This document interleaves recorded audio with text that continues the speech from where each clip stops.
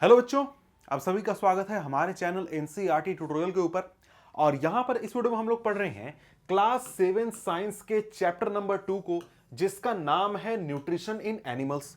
और ये जो हमारा वीडियो है, ये वीडियो है 2023-24 सेशन के नए किताब के आधार पर, जो नया एनसीईआरटी अपडेट हुआ है उसके आधार पर।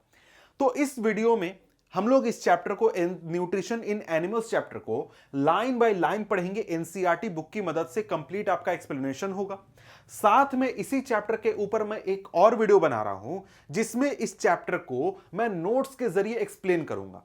तो जब ये वीडियो आप देख रहे होंगे उस समय दोनों वीडियोस अपलोडेड हैं, तो इस वीडियो को देखने के बाद आप ये वाला वीडियो भी जाकर देख सकते हैं। इस वीडियो को देख लीजिए, आपका नोट्स आपको मिल जाएगा और यहां पर कंप्लीट चैप्टर को हम लोग नोट्स के जरिए डिस्कस करेंगे। तो इस वीडियो को भी आप देख लीजिएगा। ठीक है, क्लियर है? तो आइए अब हम शुरुआत करते हैं इस चैप्टर को और पढ़ते हैं लाइन बाय लाइन हमारा चैप्टर, जिसका नाम है न्यूट्रिशन इन एनिमल्स। तो भाई देखो, पिछला जो चैप्टर हमने पढ़ा था, चैप्टर नंबर 1 पढ़ा था, उसका नाम क्या था? Nutrition in plants. वहां पर हमने क्या देखा था कि भाई जो प्लांट्स होते हैं वो अपना न्यूट्रिशन कैसे करते हैं। तो भाई न्यूट्रिशन क्या होता है ये आपको पता है। The mode of taking of food by an organism and its utilisation by the body. यानी कि जब कोई ऑर्गेनिज्म फूड ग्रहण करता है, फूड लेता है, और उस ऑर्गेनिज्म का बॉडी उस फूड को यूटिलाइज कर लेता है अपने एनर्जी नीड्स, अपने फूड कंपोनेंट्स की जरूरत को पूरा करने के लिए, तो वो कंप्लीट प्रोसेस क्या कहलाता है? न्यूट्रिशन कहलाता है। हमने जब पिछला चैप्टर पढ़ा था, यानी कि चैप्टर नंबर 1 पढ़ा था, तो वहां पर हमने देखा कि जो प्लांट्स होते हैं वो अपना भोजन खुद से बना सकते हैं। यानी कि plants can prepare their own food by the process of photosynthesis. Plant जो होते हैं फोटोसिंथेसिस करके अपना भोजन बना सकते हैं, but animals can not. Animals जो होते हैं वो अपना भोजन खुद से नहीं बना सकते हैं। यह चीज हम पिछले चैप्टर में पढ़ चुके हैं, समझ चुके हैं। Animals get their food from plants either directly by eating plants or indirectly by eating animals that eat plants. अब यहां पर जो एनिमल्स होते हैं वो अपने भोजन के लिए कंप्लीटली प्लांट्स के ऊपर डिपेंडेंट होते हैं।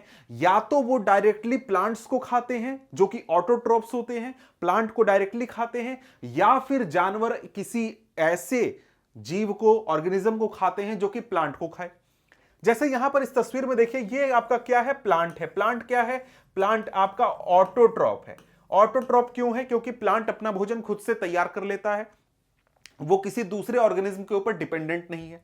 लेकिन बाकी जितने भी ऑर्गेनिज्म हैं, उन सब ऑर्गेनिज्म को दूसरे ऑर्गेनिज्म के ऊपर डिपेंड होना पड़ता है अपनी फूड नीड को पूरा करने के लिए, यानी अपने भोजन की जरूरतों को पूरा करने के लिए। जैसे बकरी होती है, या फिर चूहा होता है, रैबिट होता है, ये लोग क्या करते हैं? पत्ते खाते हैं, पेड़ पौधे खाते हैं। तो ये लोग किसके ऊपर डिपेंड हो गए? प्लांट के ऊपर डिपेंड हो गए अपने फूड की जरूरतों को पूरा करने के लिए। वहीं आपके दूसरे ऑर्गेनिज्म होते हैं जो कि आपको इन बकरियों को खाते हैं। जैसे कोई शेर है, शेर क्या कर रहा है? बकरी को खा रहा है। तो आप बोलेगा सर शेर तो प्लांट के ऊपर डिपेंडेंट नहीं है। नहीं भाई है। क्यों ना? क्यों है? क्योंकि अगर प्लांट नहीं होंगे तो बकरी नहीं होगा, बकरी नहीं होगा तो शेर क्या खाएगा? भाई शेर भी नहीं होगा। इसी प्रकार से जो हमारा ईगल है वो भी एक प्रकार से सरवाइव नहीं करेगा। मतलब फाइनली ये है कि यहां पर अर्थ पर जो लाइफ है वो किसकी वजह से है? प्लांट्स की वजह से है। क्योंकि जो प्लांट्स हैं वो अपना भोजन खुद बनाते हैं, ऑटोट्रॉप्स होते हैं। बाकी जितने ऑर्गेनिज्म हैं वो हेट्रोट्रॉप्स होते हैं, वो किसी और ऑर्गेनिज्म के ऊपर डिपेंड करते हैं। ठीक है, ये चीज तो हम समझ गए। अब इसके बाद यहां पर आगे कहता है कि some animals eat both plants and animals.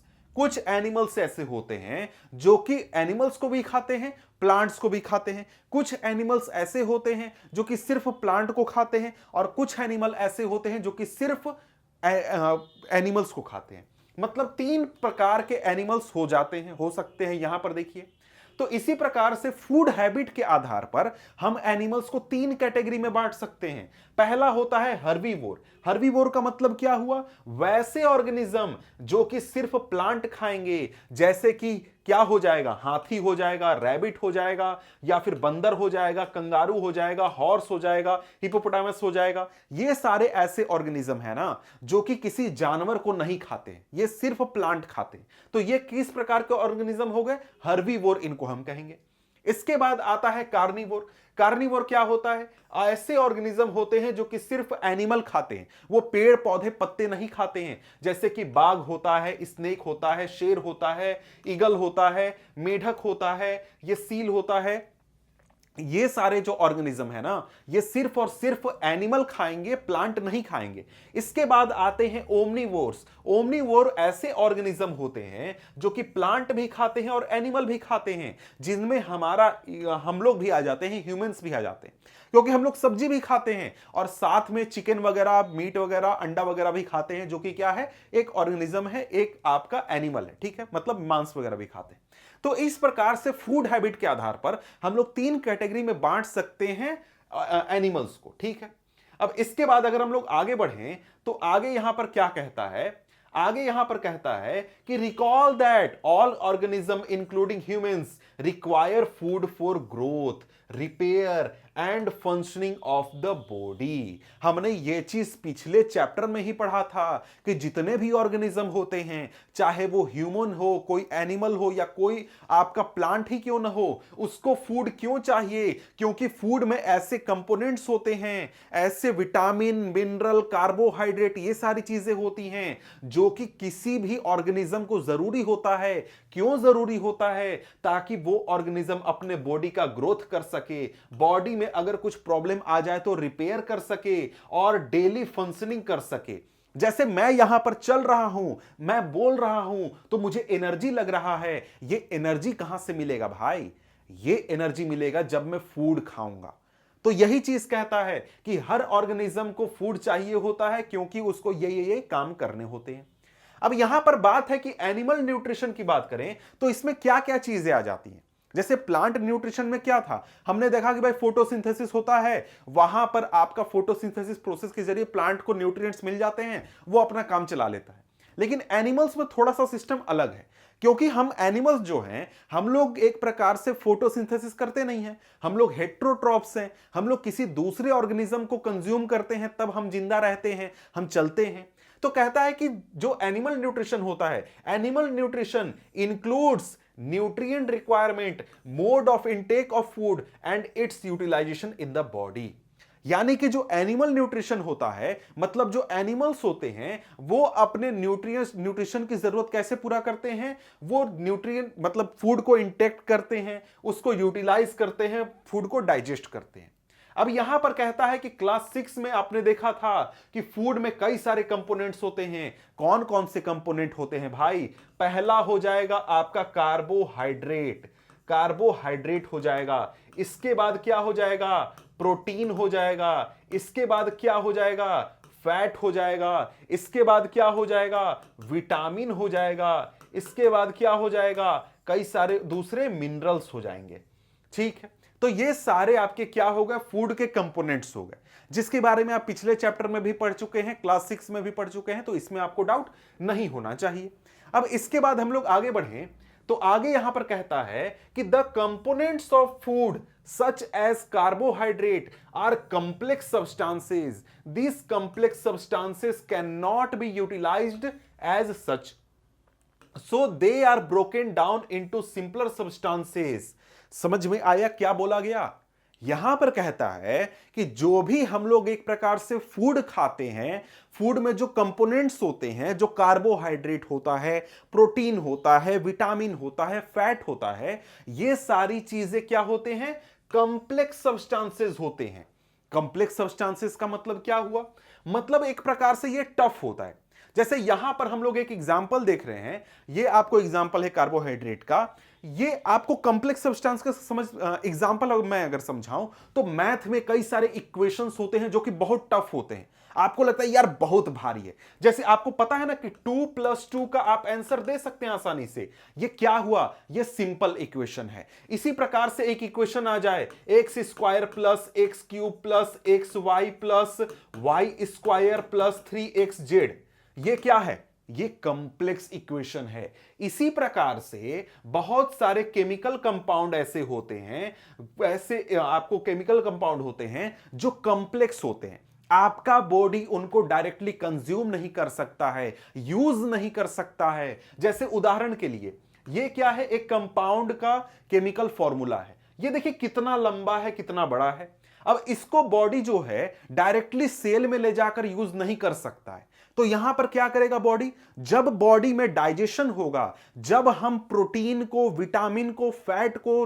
अपने अंदर लेंगे, तो हम लोग क्या करेंगे, इस कंप्लेक्स सब्सटेंस को तोड़ देंगे, छोटा छोटा छोटा छोटा बना देंगे, ताकि हमारा बॉडी इसको आसानी से यूटिलाइज कर सके, आसानी से एक प्रकार से उसको यूज कर सके। जैसे हम लोग इक्वेशन में, मैथ के इक्वेशन में करते हैं, क्या करते हैं, बहुत टफ इक्वेशन है, उसको अगर मैं सिंपल कर दूं तो आप भी सॉल्व कर सकते हो ना। इसी प्रकार से यहां पर फूड में भी है, जो प्रोटीन होता है, विटामिन होता है, कार्बोहाइड्रेट होता है, ये कंप्लेक्स सब्सटेंसेस होते हैं। बॉडी के लिए उतना हेवी सब्सटेंस यूज कर पाना मुश्किल है, इसलिए हम लोग क्या करते हैं, डाइजेशन करते हैं अपने शरीर में, और डाइजेशन प्रोसेस के जरिए जो ये कंप्लेक्स सब्सटेंसेस हैं इनको सिंपल सब्सटेंसेस में तोड़ देते हैं। यानी कि जैसे आपके एनसीईआरटी बुक में ये तस्वीर दिया गया है, ये कंप्लेक्स सब्सटेंस है, मतलब काफी बड़ा है, काफी हेवी है, और यहां पर इसको सिंपल सब्सटेंसेस में तोड़ दिया गया, छोटा छोटा कर दिया गया, ताकि आपका शरीर उसको यूटिलाइज कर सके, यूज कर सके। अब यहां पर आगे कहता है यहां देखिए आपका क्या है, एक डेफिनेशन है, किस चीज का, डाइजेशन का डेफिनेशन है। तो आपसे पूछे व्हाट इज डाइजेशन, तो यहां से लिखिएगा the breakdown of complex substances, complex components of food into simpler substances is called digestion. अब यहां से अगर आपसे डाइजेशन का डेफिनेशन पूछे तो लिख सकते हैं, क्या है डेफिनेशन भाई, डेफिनेशन बहुत ही सिंपल है, the breakdown of complex components of food into simpler substances is called digestion। तो ये आपका डाइजेशन का डेफिनेशन हो गया। पहला क्वेश्चन का आप आंसर यहां पर जान गए, जो कि आपके किताब से पहला क्वेश्चन पूछा जाएगा, वो यहां पर आपने समझ लिया। वैसे मैं बता दूं तो यहां पर हर्बीवोर, कार्निवोर, ओमनिवोर वगैरह जो हमने समझा था, वो भी क्वेश्चन बन सकता है। डायरेक्टली क्वेश्चन नहीं है एनसीईआरटी से, लेकिन वो भी पूछा जा सकता है, क्योंकि एक लाइन आपको ये चीज बताया गया है। क्लियर हो गया। अब यहां पर हम लोग क्या करते हैं, अगला टॉपिक देखते हैं। टॉपिक नंबर 2.1 है, जिसका नाम है different ways of taking food. अब यहां पर हमने समझ लिया कि जो एनिमल्स होते हैं वो अपना भोजन तो खुद से बनाते नहीं हैं, वो क्या करते हैं, किसी दूसरे ऑर्गेनिज्म को कंज्यूम करते हैं। तो यहां पर अलग अलग जानवर जो होते हैं ना, वो फूड को अलग अलग तरीके से लेते हैं। जैसे हम लोग क्या करते हैं, हम लोग सीधे ऐसे लेते हैं, उसको चबाते हैं भोजन को और सीधे अंदर डाल देते हैं। उसके अलावा दूसरे ऑर्गेनिज्म हैं जो कि अलग अलग तरीका अपनाते हैं। जैसे उदाहरण के लिए कहता है कि जो बीज होते हैं और जो हमिंग बर्ड होते हैं, वो नेक्टार को शक करते हैं। इसके साथ ही ह्यूमन के जो इन्फेंट्स होते हैं और जो दूसरे एनिमल्स के इन्फेंट होते हैं, वो मदर के मिल्क के ऊपर जिंदा रहते हैं। मतलब जो छोटे छोटे बच्चे होते हैं इंसानों के या फिर दूसरे जानवरों के, वो क्या करते हैं, अपनी मां का दूध पीते हैं। ठीक है। इसी प्रकार से जो स्नेक्स होते हैं, जैसे कि पाइथन हो गया, अजगर वगैरह हो गए, ये लोग क्या करते हैं, ये सीधे स्वेलो कर लेते हैं। इसी प्रकार से जो ईगल होता है, वो जब भी किसी जानवर को पकड़ता है, उसको चबाता नहीं है, वो उसको स्वेलो कर लेता है, अंदर उसको डाइजेस्ट बॉडी में करता है। इसी प्रकार से जो एंट होते हैं, उनका डाइजेशन का तरीका अलग होता है। मतलब क्या है, मतलब है कि जो एनिमल्स है ना, वो फूड को कंज्यूम करने का, अंदर शरीर के अंदर लेने का अलग अलग तरीका अपनाते हैं, और उन्हीं तरीकों के बारे में यहां पर आपसे बात की जा रही है, समझाया जा रहा है। अब यहां पर एक्टिविटी 2.1 है, तो यहां पर कहता है कि यहां पर what is the type of food and mode of feeding of following animal. In animals को किस प्रकार से फीड किया जाता है, कैसे वो फूड कंज्यूम करते हैं, ये आपको यहां पर लिखना है। अब जैसे स्नेल की बात करें, तो स्नेल आपका क्या करता है, यहां पर मैंने एक लिख कर रखा हुआ है, क्योंकि इसको कहीं गलत बता दिया तो भाई गड़बड़ हो जाएगा, गलत नहीं बताना है। ठीक है। तो यहां पर जैसे स्नेल जो है वो क्या खाता है, वो ग्रास खाता है। स्नेल क्या कंज्यूम करेगा, ग्रास कंज्यूम करेगा। कैसे, उसको च्यू करेगा। ठीक है, च्यूइंग करके। एंट क्या खाएगा, एंट इंसेक्ट वगैरह को खाता है, समझ गए। इसके अलावा बात करें तो एंट चीनी वगैरह लगता है तो वो भी खाता है। तो उसको वो कैसे खाता है, स्क्रैपिंग करता है। उसके खाने का तरीका क्या है, स्क्रैपिंग है। ठीक है। इसके बाद क्या है, ईगल क्या खाएगा, ईगल फ्लेश खाएगा, मतलब एनिमल्स वगैरह मांस खाएगा, मीट खाएगा। ये कैसे खाएगा, ये इसको सीधे स्वेलो कर लेगा, स्वेलो कर लेगा, सीधे निगल लेगा और शरीर में डाइजेस्ट करेगा। इसके बाद हमिंग बर्ड क्या करेगा, नेक्टार चूसेगा। नेक्टार यानी कि जो फूल होते हैं उसमें जो रस होता है उसके बारे में बात की जा रही है, और इसको क्या करेगा, सक करेगा। ठीक है, इसके बाद लाइस की बात करें तो लाइस क्या लेता है, ब्लड। ब्लड को क्या करेगा, ये सक करेगा। इसके बाद अगर हम लोग बात करें तो ये भी सकिंग हो गया, सकिंग।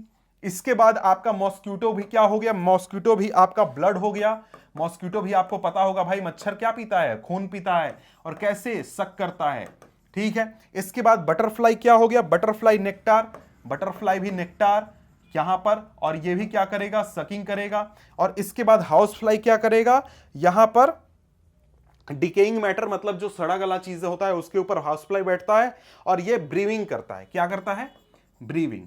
ठीक है, तो यहां पर ये चीजें हो गई, इसको आप खुद से चेक कर लीजिएगा। और भी कई सारे जानवर हैं, उनके बारे में आप पता कीजिए कि कैसे वो फूड को कंज्यूम करते हैं, कैसे वो फूड को लेते हैं। क्लियर है।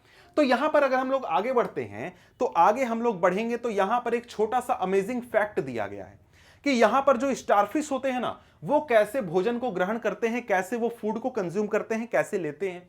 तो यहां पर कहता है कि जो स्टारफिश होते हैं, feeds of animals covered by hard shells of calcium carbonate. जो स्टारफिश होता है वो कैल्शियम कार्बोनेट के कवर में जो जानवर होते हैं उनको कंज्यूम करता है। कैसे भाई, तो जैसे बहुत सारे जानवरों के बारे में आप जानते होंगे, जैसे उदाहरण के लिए मैं बता दूं कि जो आपका मुर्गी का अंडा होता है, अंडा आपने देखा है, अंडा का जो कवर होता है वो किस चीज का होता है, कैल्शियम कार्बोनेट का होता है। इसी प्रकार से दुनिया में बहुत सारे ऐसे जानवर हैं जिनके शरीर के ऊपर कवरिंग होता है। जैसे उदाहरण के लिए कछुआ हो गया, उसके शरीर के ऊपर कवरिंग हो गया। उसी प्रकार के कई सारे जानवर हैं जो कि समुद्र में आपको मिल जाएंगे, जिनके शरीर के ऊपर शेल्स होते हैं, जिनके शरीर के ऊपर कवर होता है। जैसे स्नेल हो गया, और भी कई सारे जानवर हैं। तो यहां पर ये क्या करता है, ये शेल को पहले खोलता है, शेल को खत्म करता है, हटाता है। उसके बाद जो स्टारफिश है वो अपना स्टमक यानी जो अपना पेट है ना, उसको ही बाहर निकाल देता है, और बाहर निकाल के क्या करता है, और उस जो शेल के अंदर सॉफ्ट एनिमल होगा, जैसे स्नेल आपने कहीं देखा है, घोंगा देखा है, जो स्नेल होता है उसका कवर जो होता है वो बहुत ही हार्ड होता है, लेकिन उसके अंदर जो एनिमल होता है वो बहुत ही सॉफ्ट होता है। तो उसी चीज के बारे में कहता है कि शेल को हटाने के बाद जो अंदर एनिमल होता है जो कि बहुत ही सॉफ्ट होता है, उसको एक प्रकार से डाइजेस्ट करता है, पचाता है, खाता है, और फिर से स्टमक को शरीर के अंदर ले लेता है। तो ये स्टारफिश का फोटो है, ये इसका तरीका है फूड को कंज्यूम करने का। ये एक अलग तरीका है जिसके बारे में थोड़ा आपको यहां पर बता दिया गया है। अब यहां पर हमारे सामने टॉपिक आ जाता है अपना, जो कि बहुत ही इंपॉर्टेंट टॉपिक है इस चैप्टर का, और इस चैप्टर में ज्यादातर जो हिस्सा है इस चैप्टर का वो यही टॉपिक है। वो क्या है, डाइजेशन इन ह्यूमंस। यानी जो हम इंसान है ना, हम लोग के शरीर में डाइजेशन कैसे होता है, ये पूरा प्रोसेस आपको समझना है, पूरा प्रोसेस आपको पढ़ना है। और यहां पर कंप्लीटली इस टॉपिक को हम डिस्कस करेंगे, एक एक लाइन, एक एक चीज पढ़ेंगे, और इसको आप भी अच्छे से पढ़िए, क्योंकि यहां से कई सारे क्वेश्चंस आपको मिलेंगे जो कि आपसे एग्जामिनेशन में पूछे जा सकते हैं। तो यहां पर अगर हम लोग शुरू करें तो कहता है कि we take in food through the mouth, digest and utilise it. हम इंसान जो हैं फूड को क्या करते हैं, माउथ के जरिए लेते हैं। भाई आप खाना कहां से खाते हैं, कान से खाते हैं या नाक से खाते हैं? जी नहीं, आप माउथ के अंदर फूड लेते हैं, उससे शरीर के अंदर पहुंचाते हैं, और फिर उस फूड को डाइजेस्ट करते हैं और उस फूड को यूटिलाइज करते हैं। यूटिलाइज करने का मतलब क्या हुआ, मतलब जो उससे फूड कंपोनेंट्स मिले उससे आप अपने शरीर की जरूरतों को पूरा करते हैं। ठीक है, कहता है कि the unused parts of food are defecated. जो फूड का अनयूज्ड पार्ट है, बेकार पार्ट है, जो कि आपके इस्तेमाल नहीं आता है, आप उसको शरीर से बाहर निकाल देते हैं। ठीक, have you ever wondered what happens to the food inside the body? आपने कभी यह सोचा है कि जब फूड आपके माउथ के जरिए शरीर के अंदर पहुंचता है तो फूड के साथ क्या होता है? क्या ऐसा आपके शरीर में होता है कि फूड आपको खाते ही ताकत मिल जाता है, एनर्जी मिल जाती है, आप एकदम उछलने लगते हैं, दौड़ने लगते हैं, एनर्जी आ जाती है? ऐसा क्या होता है?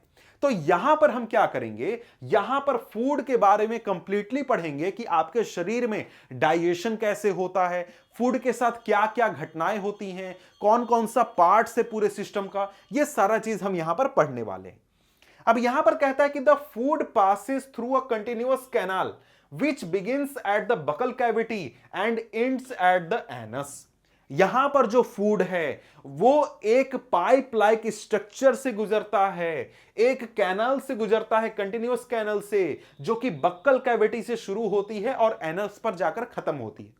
अब यहां पर ये जो तस्वीर आप देख रहे हैं, इसी तस्वीर में देखिए तो ये पूरा सिस्टम है आपके शरीर का, जिसको हम कहते हैं डाइजेस्टिव सिस्टम। और यही वो सिस्टम है जो कि आपके शरीर में भोजन को पचाने का, भोजन से फूड कंपोनेंट्स लेने का काम करता है और आपके शरीर को जरूरी एनर्जी देने का काम करता है। तो भाई यहां पर ये जो आपका हिस्सा है जिसको कि आप माउथ कहते हैं, इसी को यहां पर बकल कैविटी कहा गया है और यहीं से आप फूड अंदर लेते हैं, खाना अंदर लेते हैं। लेकिन एक बात जान लीजिए कि यहां से जो आपका फूड पाइप शुरू होता है, यहां से लेकर ये पूरा एक सिंगल पाइप है, मतलब एक कंटिन्यूअस पाइप है। आपके माउथ से शुरू होकर ऐसे जाएगा, स्टमक में जाएगा, स्टमक से जाकर फिर स्मॉल इंटेस्टाइन बनेगा, स्मॉल इंटेस्टाइन से जाकर फिर लार्ज इंटेस्टाइन बनेगा और आपके शरीर के अंत में जाकर यहां पर एनस में जाकर खत्म होगा। मतलब यहां से आपने फूड लिया, फूड गया इस पाइप में, इस पाइप के अलग अलग हिस्सों में घूमा। एक हिस्सा कहलाता है स्टमक, एक हिस्सा कहलाता है ओसोफेगस, एक हिस्सा पाइप का कहलाया बकल कैविटी, एक हिस्सा कहलाया स्मॉल इंटेस्टाइन, एक हिस्सा कहलाया लार्ज इंटेस्टाइन। और फिर उसके बाद जो चीजें बच गई बेकार की, जो कि आपके शरीर के काम का नहीं है ना, उसको एनस के जरिए बाहर निकाल दिया जाता है। समझ गए?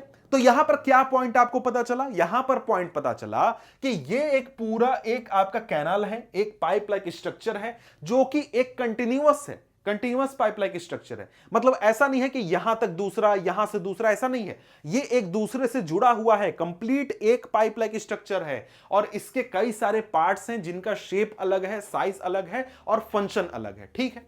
तो यहां पर अगर हम लोग आगे देखें तो यहां पर आगे कहता है कि the canal can be divided into various compartments. मतलब कि जो कैनल है, जो पाइप लाइक पूरा स्ट्रक्चर है, पूरा डाइजेस्टिव सिस्टम है, ये एक कंटिन्यूअस कैनल है, कंटिन्यूअस पाइप लाइक स्ट्रक्चर है, लेकिन इसको हम डिफरेंट पार्ट्स में डिवाइड कर सकते हैं, उनके शेप के आधार पर, उनके वर्किंग के आधार पर, फंक्शन के आधार पर। तो यहां पर कौन कौन से पार्ट है भाई? पहला पार्ट है बक्कल कैविटी, यानी आपके जो माउथ है जिससे कि फूड आप अंदर लेते हैं, इसको हम क्या कह रहे हैं? बकल कैविटी कह रहे हैं। इसके बाद दूसरा है फूड पाइप या फिर जिसको ओसोफेगस कहते हैं। तीसरा पार्ट है स्टमक, चौथा पार्ट है स्मॉल इंटेस्टाइन, पांचवा पार्ट है लार्ज इंटेस्टाइन जिसका एंडिंग रेक्टम होता है और छठा पार्ट है एनस। तो कुल मिलाकर 6 पार्ट्स में आपके डाइजेस्टिव सिस्टम को डिवाइड किया गया है, आपके एलिमेंट्री कैनाल को डिवाइड किया गया है। तो यहां पर आपको क्या करना है? इस तस्वीर को थोड़ा सा समझ लेना है और इस तस्वीर को याद रख लेना है और इस आपके डाइजेस्टिव सिस्टम के जो पार्ट्स हैं इसको भी आपको ध्यान में रख लेना है। तो डाइजेस्टिव सिस्टम के पार्ट्स में एक और पार्ट होता है जिसमें कि आपके शरीर में क्या होते हैं? ग्लैंड्स होते हैं कई सारे। तो ग्लैंड्स की हम बात अभी तुरंत करेंगे 2 मिनट में, लेकिन जो हमारा एलिमेंट्री कैनाल है यानी जो पाइप लाइक स्ट्रक्चर है, इसकी बात कर लेते हैं, इसके पार्ट्स की बात कर लेते हैं। पहला हिस्सा क्या हो गया? आपका माउथ हो गया, जिसको कि हम बकल कैविटी भी कह रहे हैं। दूसरा हिस्सा क्या हो गया? ये आपके माउथ से लेकर यहां से होते हुए आपका यहां तक भोजन पहुंचाने वाला जो पाइप लाइक स्ट्रक्चर है, इसको एसोफेगस कहते हैं। इसको हम लोग एक और नाम से जानते हैं, फूड पाइप के नाम से भी जानते हैं। ठीक है? फूड पाइप भी इसको कहते हैं। फूड पाइप के बाद जो भोजन है वो हमारे एलिमेंट्री कैनाल का एक हिस्से में पहुंचता है जिसको हम लोग स्टमक कहते हैं, जो कि तीसरा पार्ट हो गया। स्टमक में भोजन के साथ जो भी हो उसके बाद भोजन पहुंचता है हमारे एलिमेंट्री कैनाल के एक हिस्से में जिसको कि हम लोग क्या कहते हैं? स्मॉल इंटेस्टाइन कहते हैं। ठीक है? स्मॉल इंटेस्टाइन के बाद हमारा भोजन पहुंचता है अगले हिस्से में जिसको हम लोग लार्ज इंटेस्टाइन कहते हैं। और लार्ज इंटेस्टाइन के बाद जो हमारा कचरा बच गया, बेकार की चीज बच गई जिसका कोई काम नहीं है, उसको एनस के जरिए बाहर निकाल दिया जाता है। तो कुल मिलाकर 6 पार्ट्स हो गए आपके एलिमेंट्री कैनाल के। क्लियर हो गया? 6 पार्ट्स ध्यान रखें, नाम ध्यान रखें, इनका लोकेशन ध्यान रखें, और हो सके तो तस्वीर को भी आप याद रखने की कोशिश करें, ताकि आपको एक प्रकार से अगर तस्वीर पूछे, नेमिंग पूछे, तो आप उसको कर सके, उनका लोकेशन भी आपको पता चल सके, स्ट्रक्चर पता चल सके। ठीक है, अब यहां पर आगे कहता है कि these parts together form the alimentary canal digestive tract.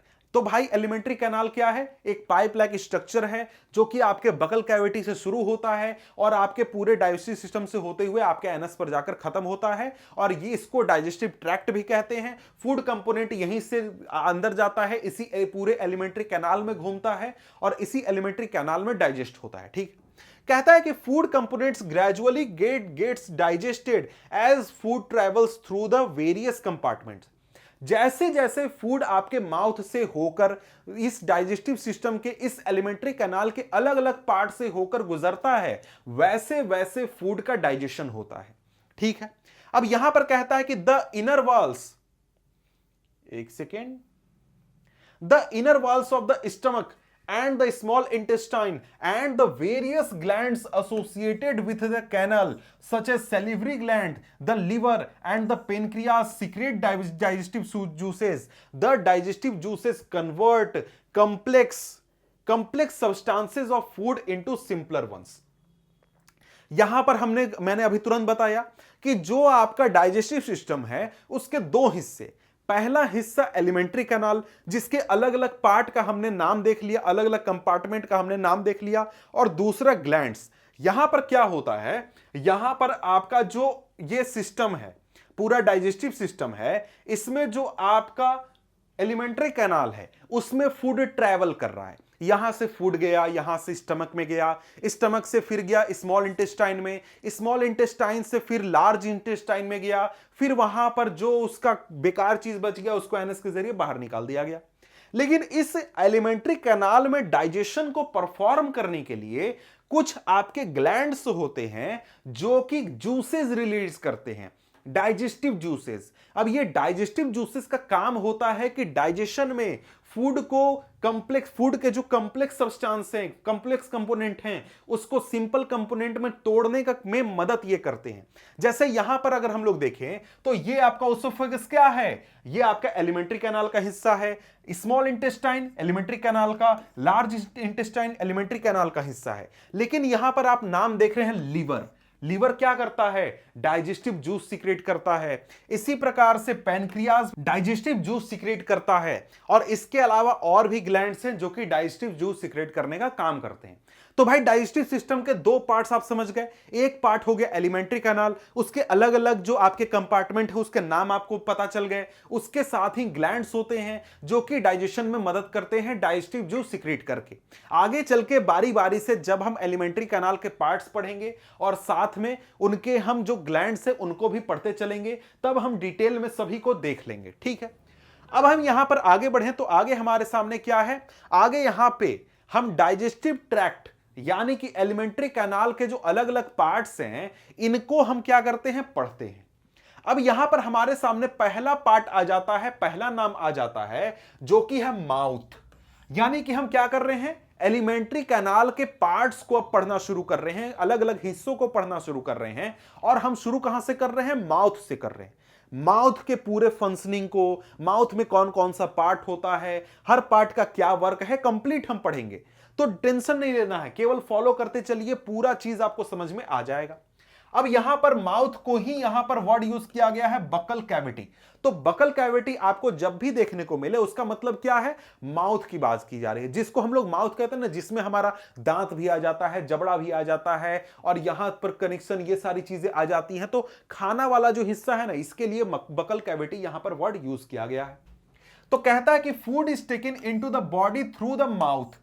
Food हम लोग क्या करते हैं, माउथ के जरिए लेते हैं, और यहीं से हमारे बॉडी में जो डाइजेशन का प्रोसेस है वो शुरू हो जाता है। ठीक है, अब यहां पर आगे एक छोटा सा डेफिनेशन है। अब डेफिनेशन क्या है, the process of taking food into our body, the process of taking food into our body is called ingestion. अब ये क्या है, इंजेशन। इंजेशन मतलब क्या? जब हम फूड बॉडी के अंदर लेते हैं ना, तो ये हमारा प्रोसेस क्या कहलाएगा? इंजेशन कहलाएगा। अब यहां पर आप अगर देखें तो इसमें कई सारे आपको प्रोसेसेस आएंगे। मतलब क्या है? मतलब जो ये पूरा प्रोसेस है डाइजेशन का, इसमें कई सारे सब प्रोसेस आते हैं जिनका अलग अलग नाम होता है। जैसे अगर हम लोग बात करें तो पहला प्रोसेस क्या हुआ? इंजेशन हुआ। इंजेशन मतलब क्या हुआ? मतलब हम लोग फूड शरीर के अंदर ले रहे हैं। इसके बाद दूसरा प्रोसेस क्या आएगा? दूसरा प्रोसेस आएगा डाइजेशन। डाइजेशन मतलब क्या? मतलब हम लोग फूड को डाइजेस्ट करेंगे, मतलब पूरा पचाएंगे, उसको जो भी करना है करेंगे। उसके बाद हम लोग का शरीर में क्या होगा प्रोसेस? हम लोग के शरीर में प्रोसेस होगा एब्जॉर्प्शन। एब्जॉर्प्शन मतलब क्या? मतलब कि जो फूड हमने डाइजेस्ट किया, डाइजेस्टेड फूड में जो भी न्यूट्रिएंट हैं वो हम लोगों के शरीर में एब्जॉर्ब होना। ठीक है। इसके बाद हम लोगों का चौथा प्रोसेस आएगा। यह प्रोसेस क्या कहलाएगा? एसिमिलेशन। एसिमिलेशन एक प्रकार से होता है कि जो डाइजेस्टेड फूड है उससे जो न्यूट्रिएंट मिला, जो न्यूट्रिएंट एब्जॉर्ब हुआ, उसको शरीर के हर सेल तक पहुंचाना, शरीर के हर हिस्से तक पहुंचाना। और उसके बाद हम लोग के शरीर में लास्ट प्रोसेस होता है जिसको कि हम लोग क्या कहते हैं? इजेशन। अब ये हम लोग का जो फूड का डाइजेशन होता है कंप्लीट, उसमें कंप्लीट इस प्रकार से ये प्रोसेस चलता है। सबसे पहले फूड को अंदर लेंगे तो ये क्या हो जाएगा? इंजेशन हो जाएगा। मतलब शरीर के अंदर लेना फूड को, इंजेशन हो गया पहला प्रोसेस। उसके बाद अंदर लेते के साथ हम लोगों का डाइजेशन शुरू होता है। हम लोग के माउथ से ही फूड का डाइजेशन शुरू हो जाता है और वो अंदर स्मॉल इंटेस्टाइन तक क्या चलेगा? डाइजेशन चलेगा।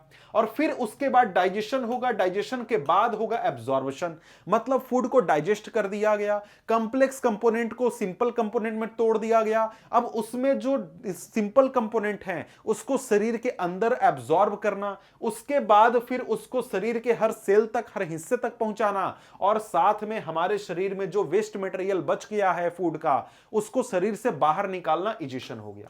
इस प्रकार से आपके प्रोसेसेस चलते हैं। तो हम लोग अभी कहां हैं? हम लोग अभी माउथ में हैं। तो माउथ में क्या होता है भाई? फूड को हम लोग अंदर लेते हैं। तो कौन सा प्रोसेस चल रहा है? इजेशन चल रहा है, इंजेशन चल रहा है। ठीक है। अब यहां पर देखिए एक प्रोसेस क्या हो गया? इंजेशन।